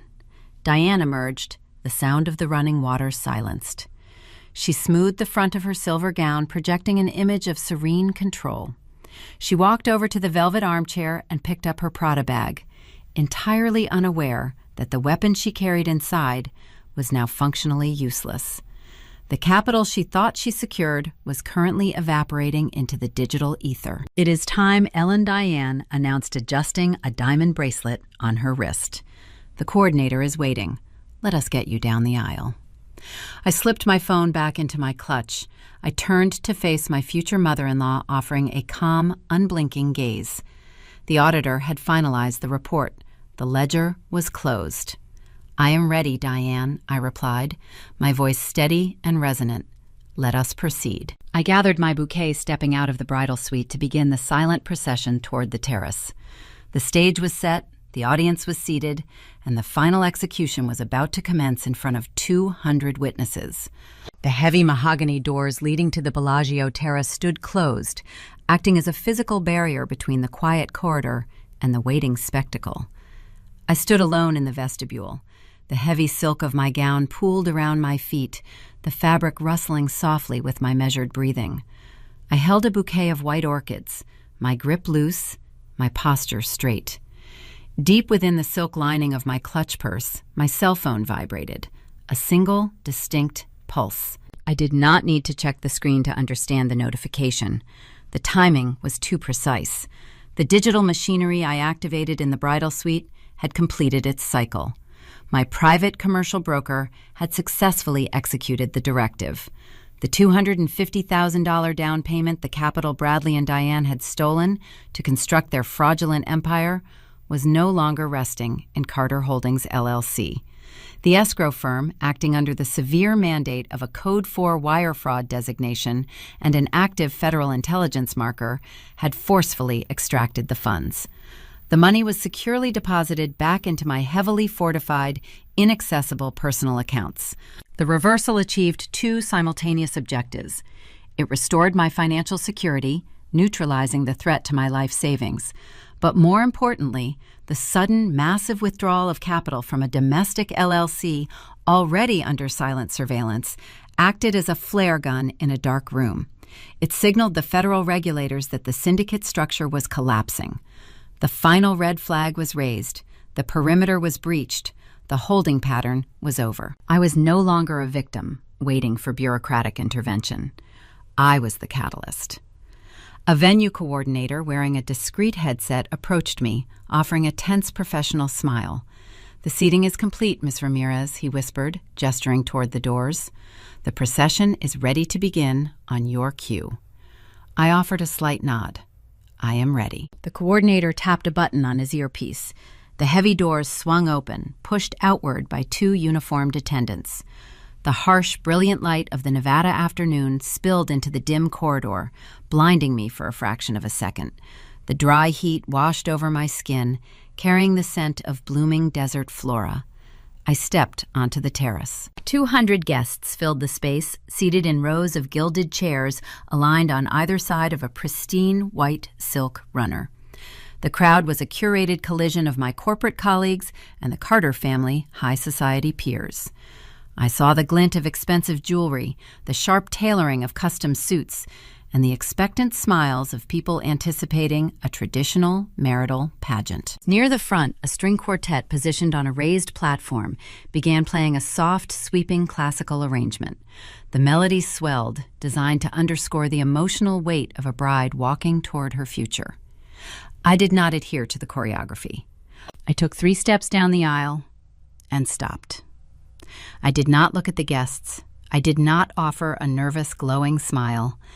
I turned my head toward the string quartet. I raised my right hand, holding my palm flat in a universal, undeniable command to cease. The musicians, conditioned to follow the flow of an event, faltered. The cellist lifted her bow. The violinist stopped mid-note. The music died, instantly severed with brutal efficiency. The sudden absence of sound created a vacuum, a dense, suffocating silence that settled over the terrace like a physical weight. The guests shifted uncomfortably in their seats. The collective confusion rippled through the crowd. This was not a pregnant pause or a dramatic hesitation. It was a structural disruption. The narrative they expected was failing to execute.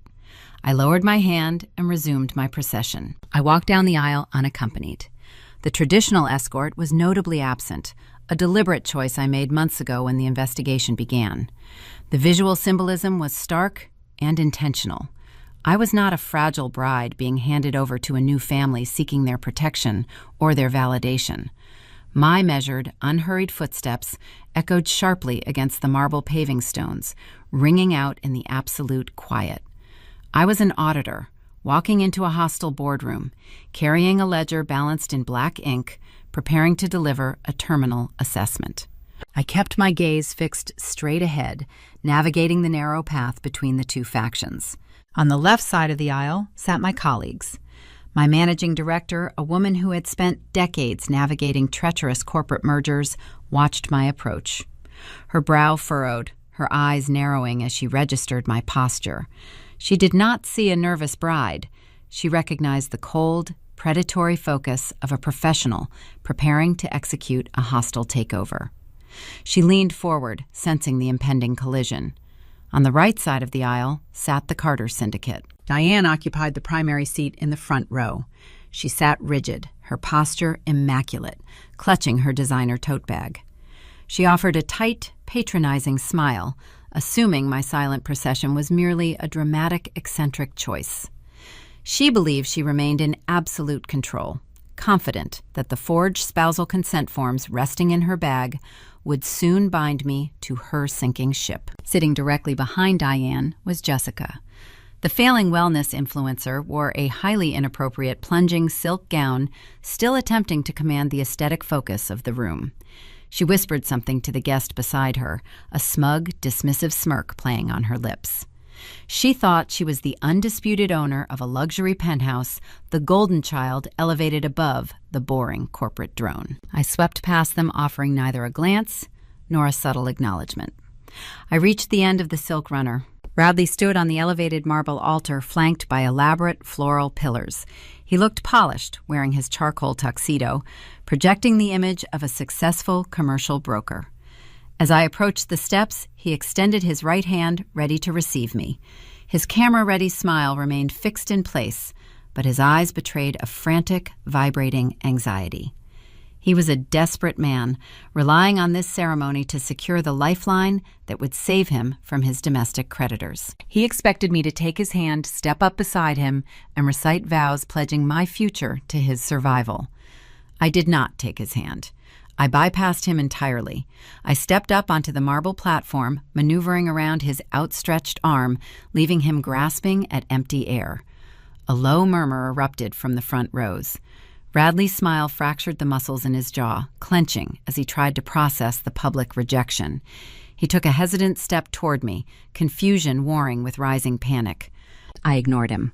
I walked directly to the officiant podium positioned in the center of the altar. The officiant, a seasoned professional accustomed to managing nervous couples, looked at me with bewildered concern. He opened his leather-bound binder, preparing to initiate the welcoming remarks to smooth over the awkward tension. I did not wait for his introduction. I reached across the podium. I wrapped my fingers around the cool chrome stem of the microphone. I unclipped it from the stand with a sharp, definitive motion. The sound system calibrated for ambient speech registered the sudden movement.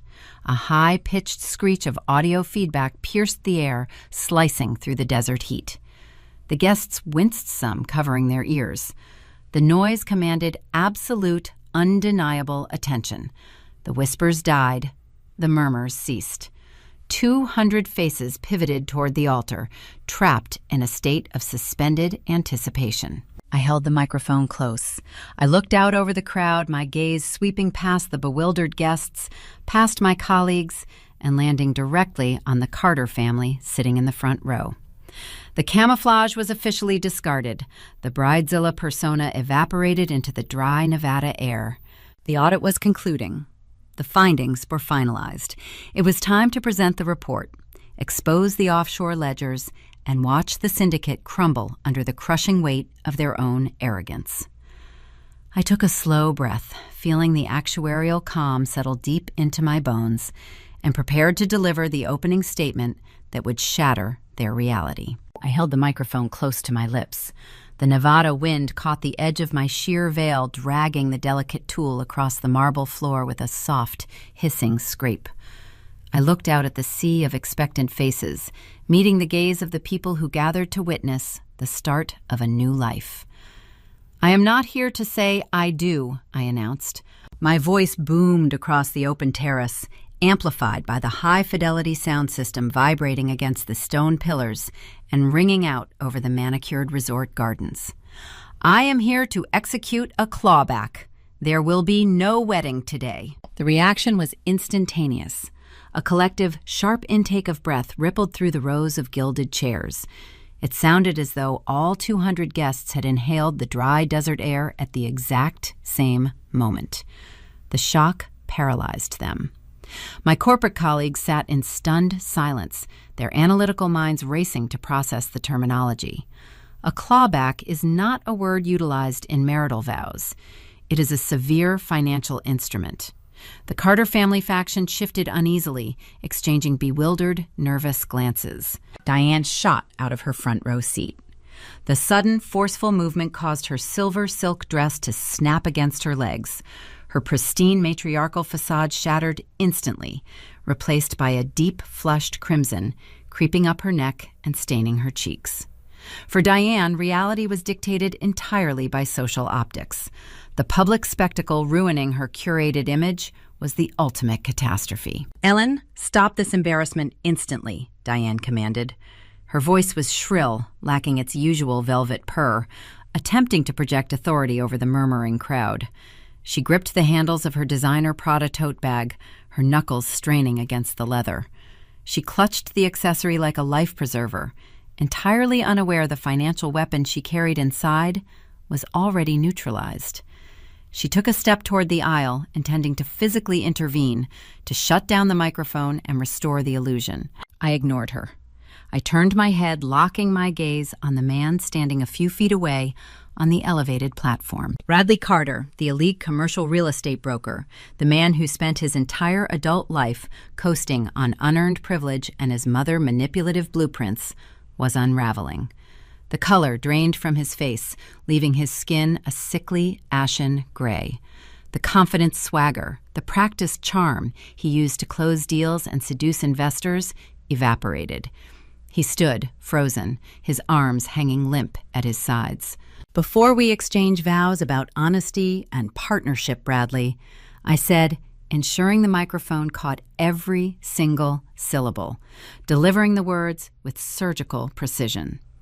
"I wanted to thank you for the early wedding gift. It was incredibly illuminating." Bradley swallowed hard. His Adam apple bobbed against his stiff white collar. He took a hesitant, trembling step forward, extending an unsteady hand. "I found the deed to our Henderson penthouse in your mother bag this morning." I continued pacing my delivery to allow the facts to settle over the crowd. "The property I funded, the one I paid $250,000 in cash to secure, the deed listing Jessica as the sole, exclusive owner." I pointed directly at Jessica, sitting in the second row. She shrank back into her chair. Her plunging, highly inappropriate silk gown suddenly looked ridiculous rather than glamorous. The haughty wellness influencer stared at me with wide, terrified eyes, realizing the shadows she operated within were suddenly flooded with harsh light. Frantic whispers erupted across the terrace. The high society guests, individuals who understood the mechanics of luxury real estate, immediately recognized the severe implication of my statement. The corporate auditors on my side of the aisle leaned forward, their risk management instincts snapping the pieces together. The bride was not suffering from prenuptial jitters. The bride was presenting an indictment for grand theft. Bradley panicked. His survival instinct kicked in, relying on the only defensive tool he possessed: fabrication. He lunged toward me, his hands shaking, reaching out as if he could physically snatch the devastating words from the air and stuff them back into my throat. "Ellen, you do not understand," Bradley stammered. His voice cracked high and desperate, stripping away the deep baritone he used to project authority. "It is a specialized family trust vehicle. We structured the holding company that way for tax purposes, to protect our shared assets from liability. I was going to sit down with you and explain the LLC dynamics right after the honeymoon. Please put the microphone down. He was trying to gaslight me in front of 200 people. He was attempting to reframe a covert extraction scheme as a protective, sophisticated financial strategy. He hoped my lack of industry knowledge would force me to back down, doubting my own findings. I did not step back. I held my ground, staring into his terrified, lying eyes. I understand perfectly, I interrupted. The amplified sound of my voice overpowered his pathetic defense, cutting him down mid-sentence. Which is why I did not just find the municipal deed in that bag. I also found the supplemental paperwork, the documents you brought here today to chain me to your debt. I paused for a fraction of a second, letting the tension build to a suffocating threshold. I found the forged gift letter, Bradley, I stated, the chill in my tone echoing across the silent resort. The legal document bearing my falsified signature, the paper stamped by your mother, corrupt notary, legally transferring my life savings to your sister corporate shell. Bradley froze in place. His mouth opened, but no sound emerged.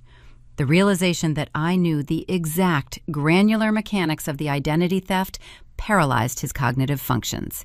He could not spin a tax vehicle excuse to justify forgery. The crime was named, categorized, and laid bare in the desert sun. You thought I was a naive bride. I continued stepping closer to the edge of the altar, forcing him to shrink back. You thought my quiet demeanor meant I was an easy mark.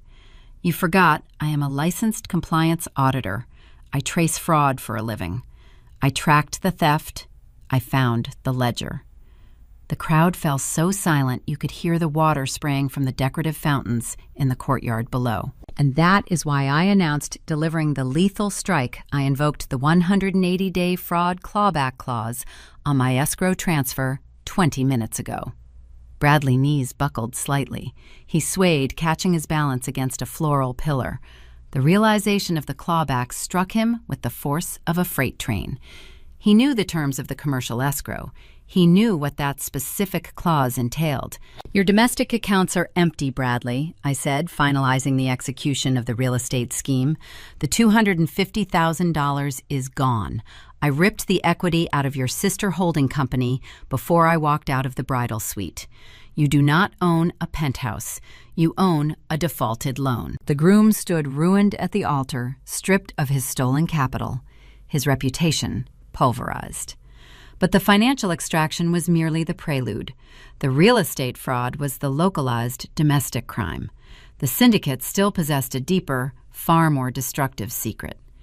Bradley assumed the worst was over, believing the loss of the penthouse was the extent of his punishment. He was about to learn that the domestic theft was nothing more than the prologue to a federal catastrophe. Bradley stood frozen on the marble platform. His hands hung uselessly at his sides. The swaggering elite commercial broker was completely gone. In his place stood a terrified grifter who had just realized his marksmen were the ones holding the loaded weapons. The sudden, forceful extraction of $250,000 from his sister corporate shell shattered the foundation of his survival strategy. You pulled the money. He stammered the words tumbling from his lips in a breathless, disjointed rasp. He looked at me with wide, uncomprehending eyes, struggling to grasp the speed and severity of the counterstrike. I pulled my money, I corrected my tone, unwavering and precise. He closed his eyes for a fraction of a second, his shoulders slumping in total defeat. He believed the execution was complete. He thought the public revelation of the stolen down payment and the loss of the Henderson penthouse represented the absolute worst-case scenario. He assumed he could salvage his career by claiming a misunderstanding, blaming a rogue title agent, and quietly attempting to restructure his failing brokerage firm. He was mistaken. The domestic theft was merely the outermost layer of the rot. But stealing my down payment is just the real estate fraud, Bradley, I announced, projecting my voice to ensure the guests seated in the farthest rows heard the pivot. Let us discuss the wire fraud. The air on the terrace thickened. The murmurs among the guests instantly ceased, replaced by a tense, hyper-focused silence.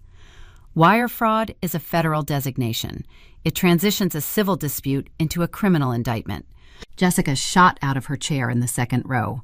Her performative composure snapped.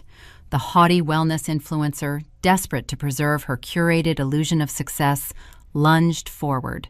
She pointed a manicured finger at me, her face contorted in an ugly, frantic sneer. "Shut up," Jessica shrieked. Her voice lacked any semblance of refinement, scraping against the ears of the silent crowd like raw metal. "You are ruining my brand. Stop talking right now." I turned my head slightly, shifting my focus to the woman who mocked my corporate career while allowing her mother to use her social security number as a sterile drop zone. "Your brand is bankrupt, Jessica," I stated coldly. The microphone carried the brutal assessment over her screaming. "You are drowning in merchant cash advances and state tax liens. You generated zero revenue. Your entire aesthetic is funded by stolen capital. The illusion is over. Sit down." Jessica flinched as if I had physically struck her. The high society peers she spent years trying to impress stared at her, their expressions hardening from shock into genuine repulsion. She dropped back into her gilded chair, covering her face with her hands, realizing her digital empire was permanently dismantled. I turned my attention back to the silent, captive audience. The time had arrived to expose the true depth of the ledger, to reveal the international scope of the syndicate, and unmask the mastermind hiding behind the cashmere sweaters. Bradley did not just steal my down payment to buy a luxury penthouse for his sister. I continued my cadence, rhythmic and relentless. He used the penthouse as a pristine, unencumbered asset. He leveraged the property to secure a massive commercial loan, extracting hundreds of thousands of dollars in new capital. I paused, letting the mechanics of the scheme sink into the minds of the financial professionals seated on my side of the aisle. But he did not use that commercial loan to satisfy Jessica's looming domestic debts, I explained. He initiated a systemic bleed. Over the course of 48 hours, Bradley executed multiple wire transfers, funneling the extracted cash out of Carter Holdings LLC. He routed the money across international borders, sending the capital directly into an offshore holding company located in the British Virgin Islands. A collective gasp echoed across the terrace. The guests belonging to the Carter social circle exchanged horrified glances. Moving illicit funds offshore is not a misunderstanding. It is calculated, sophisticated money laundering. It is the active evasion of the Internal Revenue Service. Diane let out a choked, strangled sound from the front row. The pristine matriarch clutched her chest, her breathing shallow and erratic. She recognized the specific location. She knew the offshore fortress was no longer hidden in the shadows. An offshore holding company, I announced, delivering the final devastating revelation, registered exclusively to Diane Carter. The impact of the statement hit the crowd with the force of a detonating charge. The country club elites, the women who attended Diane luncheons and served on her charity boards, stared at the matriarch in absolute disgust.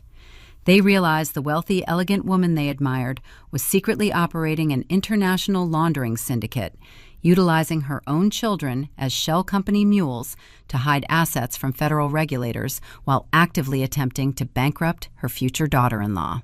Diane's posture collapsed entirely. The elegant facade melted away. She looked small, brittle, and utterly exposed. "You thought I was distracted by tulle and buttercream frosting," I said, staring down at the woman who handed me a clearance bin budgeting planner. "You thought my frantic texts about floral arrangements meant I was blind to the extraction. You were wrong." I stepped closer to the edge of the marble platform, closing the distance between myself and the ruined syndicate. Because I am a licensed compliance auditor, I added my voice, ringing with finality. I did not just find the offshore routing numbers. I submitted them. I compiled the forged gift letter, the domestic commercial loan documents, and the international wire receipts into a comprehensive digital dossier. I sent the entire file to the Financial Crimes Enforcement Network 3 months ago. Diane's head snapped up, her eyes wide with stark, unadulterated terror. Your private wealth manager is not experiencing administrative delays, Diane stated, stripping away the final lie she told herself to maintain her sanity. The banking system is not glitching. Your international accounts are frozen. The federal government locked your liquidity. The snare closed weeks ago. You are completely insolvent, and the federal auditors have the entire map of your network. The revelation paralyzed the family. They were trapped on a sunlit terrace, stripped of their stolen assets, stripped of their reputation, and staring down the barrel of a multi-agency federal indictment. The financial execution was complete. The syndicate was burned to the ground. But the federal intelligence tip I submitted 90 days prior possessed a specific operational timeline. The sudden, violent execution of my private escrow clawback was the final trigger the regulators required. The silent surveillance phase was officially terminated. The active seizure protocol was engaged, and the consequences of their greed were about to manifest, physically arriving at the Bellagio doors faster than Bradley could ever run. Chaos did not erupt instantly. It swelled like a rising tide, washing over the Bellagio terrace in a rapid, cascading sequence of panic and realization. The 200 guests gathered to witness a high society wedding were now spectators to the public dismantling of a criminal enterprise. Diane collapsed back into her gilded chair. The matriarch who had spent decades meticulously constructing an illusion of untouchable prestige began hyperventilating. Short, erratic gasps tore from her throat. She looked left and right, seeking a sympathetic glance and offering of support from the women she had hosted at countless charity galas. She received nothing but physical revulsion. The country club elites seated in her immediate vicinity stood up and actively backed away. The women gathered the hems of their expensive silk dresses, shifting their chairs to create a stark, visible perimeter around Diane. In the world of extreme wealth, financial insolvency is considered a misfortune. Federal wire fraud and international money laundering, however, are highly contagious diseases. No one wanted to be photographed near the source of the infection. Diane was experiencing the ultimate consequence of her narcissism. She was socially exiled, reduced to a pariah in a matter of seconds. Bradley did not attempt to comfort his mother. He did not look at Jessica sobbing in the second row. He certainly did not look at me. The arrogant commercial real estate broker possessed one overriding instinct: self-preservation. He realized the severity of the federal tip. He knew that if the Financial Crimes Enforcement Network held the routing numbers to the Caribbean entity, they possessed the operational blueprint of his entire scheme. His mind raced toward the digital servers housing his brokerage records, the encrypted emails and the falsified commercial loan applications stored on his office drives. He needed to scrub the data. He needed to initiate a remote wipe before the authorities secured a physical warrant for his electronics. Bradley turned his back on the altar. He bolted. He abandoned the ceremony, his polished tuxedo jacket flapping open as he sprinted down the white silk runner. He bypassed the shocked guests, pushing past a lingering waiter holding a tray of champagne flutes. The crystal shattered against the marble paving stones, but Bradley did not break his stride. He shoved his way through the heavy mahogany doors leading back into the resort interior, desperate to reach the service elevators and escape the blast radius. But federal financial investigations do not rely on chance. They operate with calculated, coordinated precision. The anonymous dossier I submitted 90 days prior had initiated the surveillance protocol. The regulators mapped the accounts, identified the shell companies, and placed silent holds on the domestic liquidity. They were waiting for a singular, definitive event to authorize the active seizure phase. When I utilized my private commercial broker to forcefully rip $250,000 out of Carter Holdings, LLC, using a Code 4 fraud designation, I provided the necessary catalyst. The massive, sudden clawback signaled the collapse of the syndicate structure. It gave the federal agents the green light to move in. They were already in the building. As Bradley slammed through the heavy glass doors leading toward the resort parking garage, his desperate flight ended abruptly. Two burly hotel security officers wearing crisp black suits and earpieces stepped directly into his path. Bradley collided with them, the impact halting his momentum. He stumbled backward, his polished dress shoes slipping on the polished tile floor. Before he could regain his balance or attempt to pivot toward a secondary exit, 3 men emerged from the adjacent corridor. They did not wear tuxedos. They wore dark slacks and navy blue windbreakers bearing the stark yellow lettering of federal regulatory agencies. Bradley Carter, the lead agent, stated, his voice carrying the calm, authoritative tone of a man accustomed to securing non-compliant targets. He reached into his jacket, retrieving a pair of heavy steel handcuffs. You are being detained pending formal indictment for wire fraud and conspiracy to commit money laundering. Place your hands behind your back. Bradley's shoulders slumped. The remaining adrenaline evaporated from his system, leaving him hollow. The Golden Sun, the man who believed his elite status insulated him from the consequences of his actions, submitted without a struggle. The metallic clink of the handcuffs securing his wrists echoed down the corridor, finalizing the end of his real estate career. Simultaneously, the federal operation extended to the terrace. A female agent flanked by 2 uniformed Las Vegas Metropolitan Police officers stepped out onto the marble patio. She bypassed the stunned guests, walking with measured, deliberate steps directly toward the front rows. Jessica, the failing wellness influencer, was still sitting in her chair, weeping into her hands, mourning the loss of her aesthetic empire.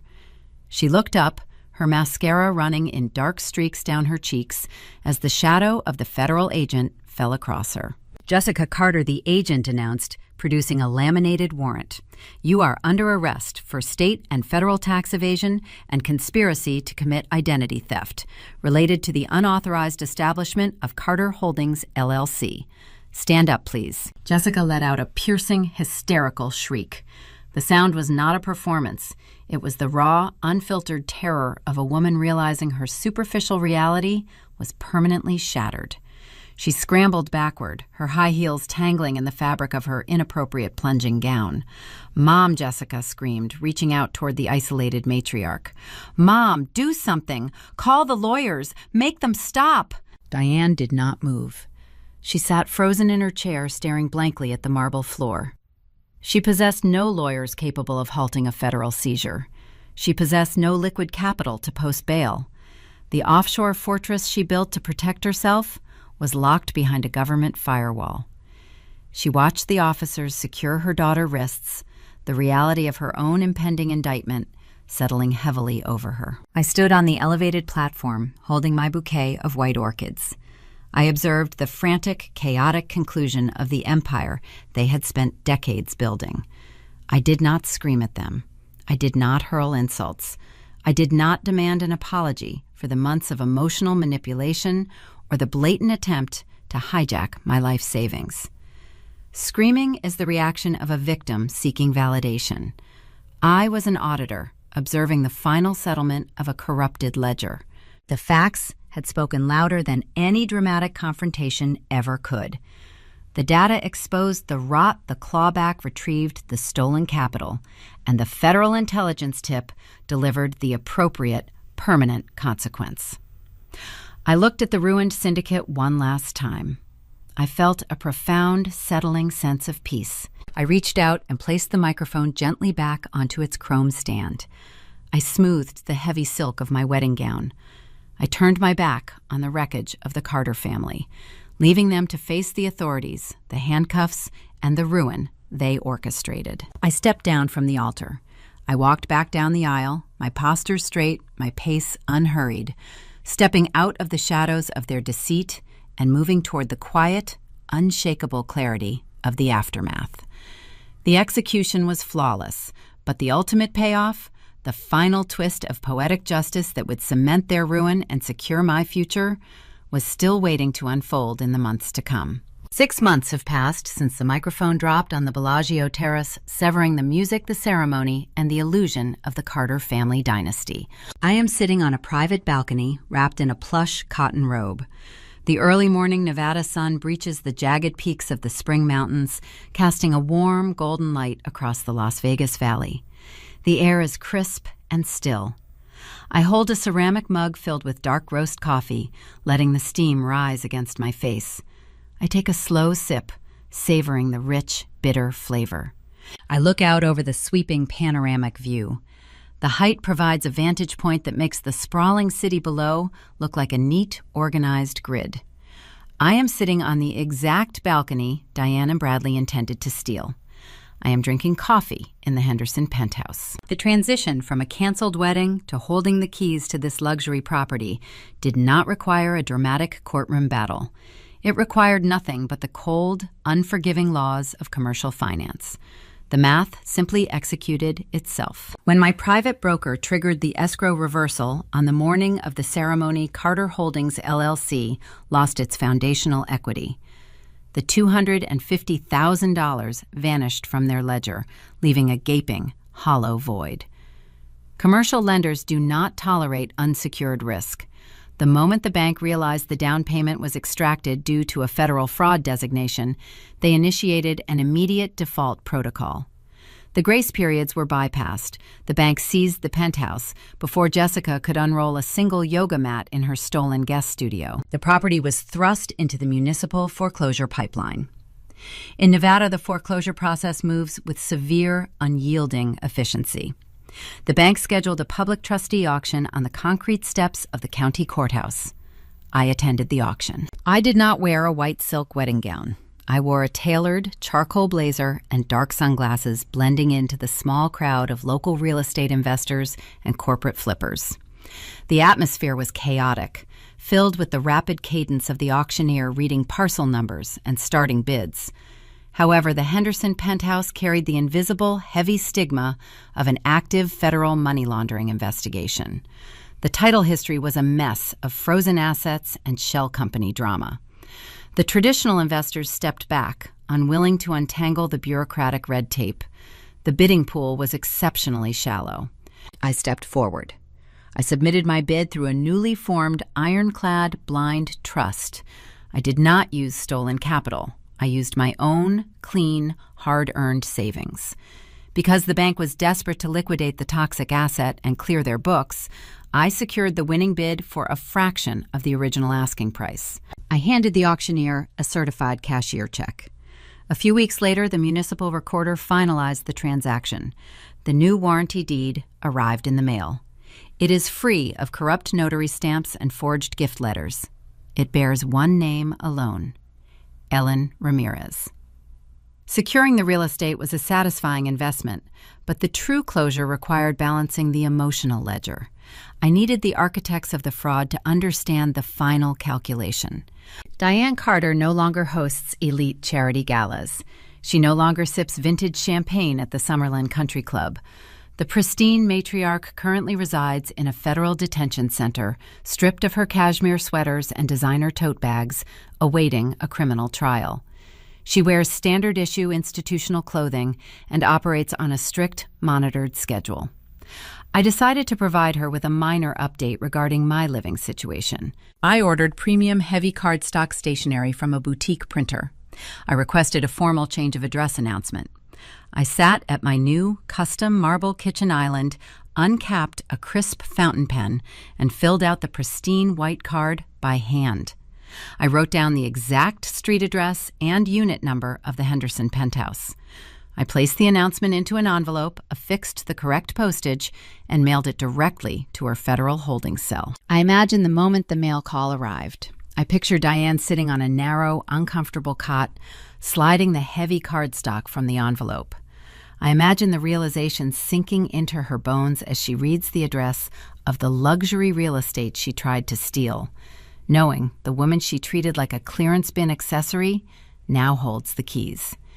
She built a criminal syndicate to maintain her wealthy facade, and the ultimate result of her labor was handing me a $1 million asset at a steep discount. Bradley and Jessica share her grim reality. The federal prosecutors compiled an insurmountable mountain of digital evidence.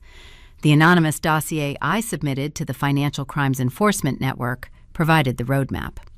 The authorities tracked the international wire transfers, uncovered the forged documents, and audited the fraudulent commercial loan applications. Bradley, Jessica, and Diane face a staggering list of federal indictments: wire fraud, forgery, international tax evasion, conspiracy to commit money laundering. The Caribbean accounts Diane assumed were untouchable were seized and repatriated by the government to satisfy severe regulatory fines. Bradley's commercial real estate broker license was permanently revoked by the state board.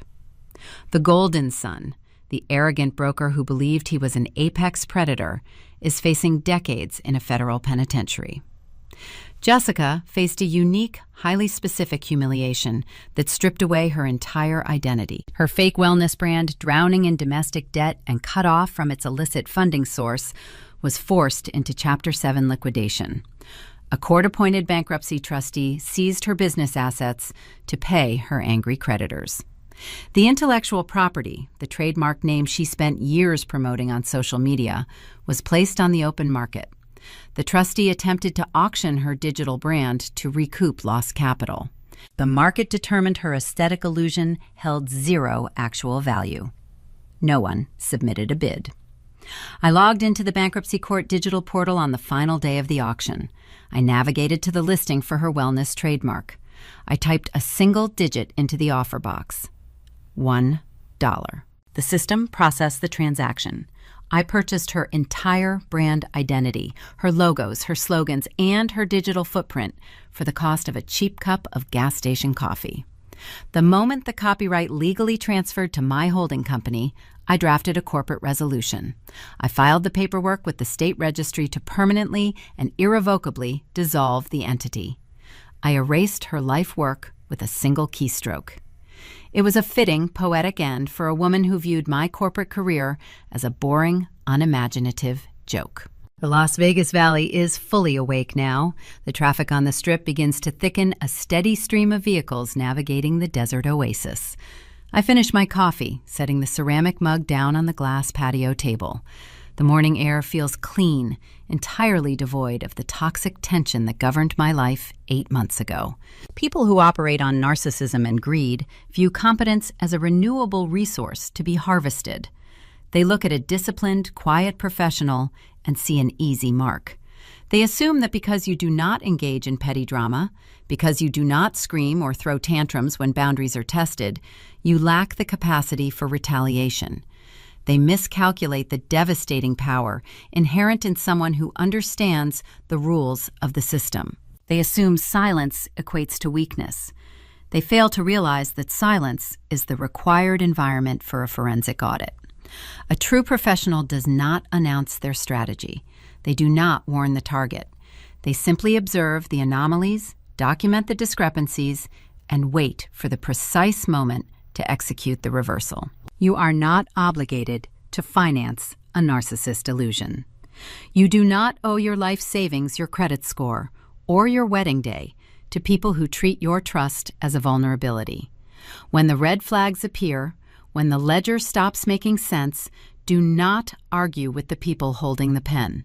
Quietly gather your receipts, secure your perimeter, and prepare the eviction notice. Keep your ledgers balanced. Protect your peace. Never let anyone build their castle on your spreadsheet. If you have ever had to audit a toxic relationship, or if you have ever executed a quiet, calculated departure from a family that tried to drain you dry, drop a comment below. Share your story. You are not alone in the margins. I will see you in the next one. When the dust settles over the shattered crystal on the Bellagio terrace and the federal indictments of the Carter family are filed away in government archives, it is tempting to view their collapse purely as a high-stakes financial thriller. It is easy to walk away satisfied by the mechanics of the revenge, the offshore accounts, the forged signatures, and the perfectly timed escrow clawback. But beneath the surface of the severed wedding vows and the foreclosed luxury properties lies a much deeper, far more quiet tragedy. It is a tragedy that has nothing to do with corporate ledgers or real estate transactions, and everything to do with the invisible, generational debts we force our children to carry. In the modern American pursuit of prosperity, there is a dangerous temptation to equate financial insulation with good parenting. We celebrate the inheritance of land, stock portfolios, and trust funds, measuring parental success by the zip codes we secure for our offspring and the elite institutions they attend. We are often sold the illusion that our primary duty is to build a fortress of comfort, to hand our children a life devoid of friction, and to protect their social standing at any cost. Diane Carter was the master architect of such a fortress. She believed her maternal duty was to maintain an aesthetic of supreme success, even if it meant underwriting their survival with stolen capital and deceit. But a fortress built on deception is just a beautifully decorated prison. And insulating a child from consequence is not an act of love. It is an act of sabotage. The dining room table is the first boardroom a child ever enters.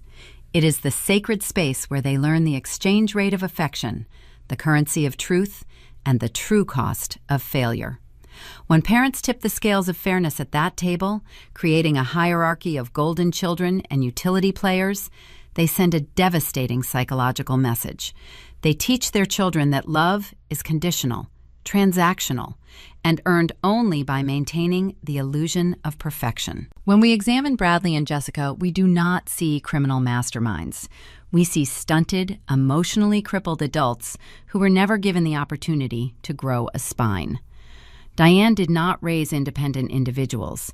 She raised fragile reflections of her own vanity. Jessica's fake wellness brand was not merely a failing business. It was a desperate, hollow cry for an identity she never had to work to achieve.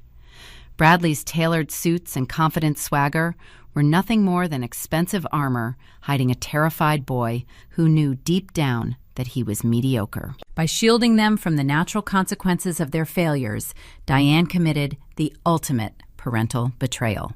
By treating their incompetence as a minor hurdle to be smoothed over with someone else's life savings, she severed their connection to reality. She taught Bradley that his charm was an acceptable substitute for integrity. She taught Jessica that her mere existence entitled her to a corner office and a penthouse view. In her frantic enabling effort to elevate them above the rest of the world, she left them entirely defenseless against it. When they finally encountered a woman with firm boundaries and a demand for accountability, they shattered on impact. A traditional family structure is meant to be a sanctuary of equitable support. It is supposed to be the rich soil where children learn the vital, often uncomfortable lessons of honesty, fairness, and emotional awareness. True family responsibility does not mean mowing down every obstacle in your child's path. It requires the moral courage to let your children stumble. It demands the emotional intelligence to look a struggling son in the eye and allow him to experience the crushing weight of his own bankruptcy, knowing that the friction of failure is the only whetstone that sharpens character. Because the Carters lacked this foundational integrity, they viewed outsiders not as human beings with their own dreams and rights, but as resources to be harvested. Ellen was never welcomed as a future daughter-in-law. She was targeted as a host organism to keep the illusion alive. This is the ultimate danger of prioritizing optics over empathy. When we value the aesthetic of a successful family over the hard, unglamorous work of enforcing ethical boundaries, we raise predators who view compassion as a weakness to be exploited. If you have ever found yourself entangled in a family dynamic where your boundaries were treated as inconveniences, or if you have had to rewrite your own legacy after walking away from an environment that demanded your silence to keep their peace, you understand the profound courage it takes to audit the people you love. You are not obligated to set yourself on fire to keep someone else's illusion warm. We invite you to join our community and follow the Luke Vengeance channel. Here we explore the intricate, often painful realities of human relationships, celebrating the quiet strength it takes to draw a line in the sand, reclaim your narrative, and balance your own ledger. Subscribe and share your journey in the comments, because there is immense power in realizing you do not have to carry a burden that was never yours to bear. As we look back at the quiet balcony of the Henderson penthouse and the federal holding cells waiting for the architects of this fraud, a lingering question remains suspended in the dry desert air. The gavel has fallen, The properties have been reassigned, and the physical remnants of the Carter family's deceit have been swept away. But the echoes of the choices made within those walls do not vanish so easily. We are left to wonder what kind of soil we are tending in our own homes. Are we planting seeds of authentic connection, quiet integrity, and emotional resilience? Or are we meticulously watering a beautiful, fragile illusion, blissfully unaware of the rot spreading beneath the surface, waiting for the day the roots finally give way? The answer does not lie in the grand public gestures we make for the world to see. It resides entirely in the quiet, unseen choices we make when no one else is watching, in the dark, where the true foundation is laid.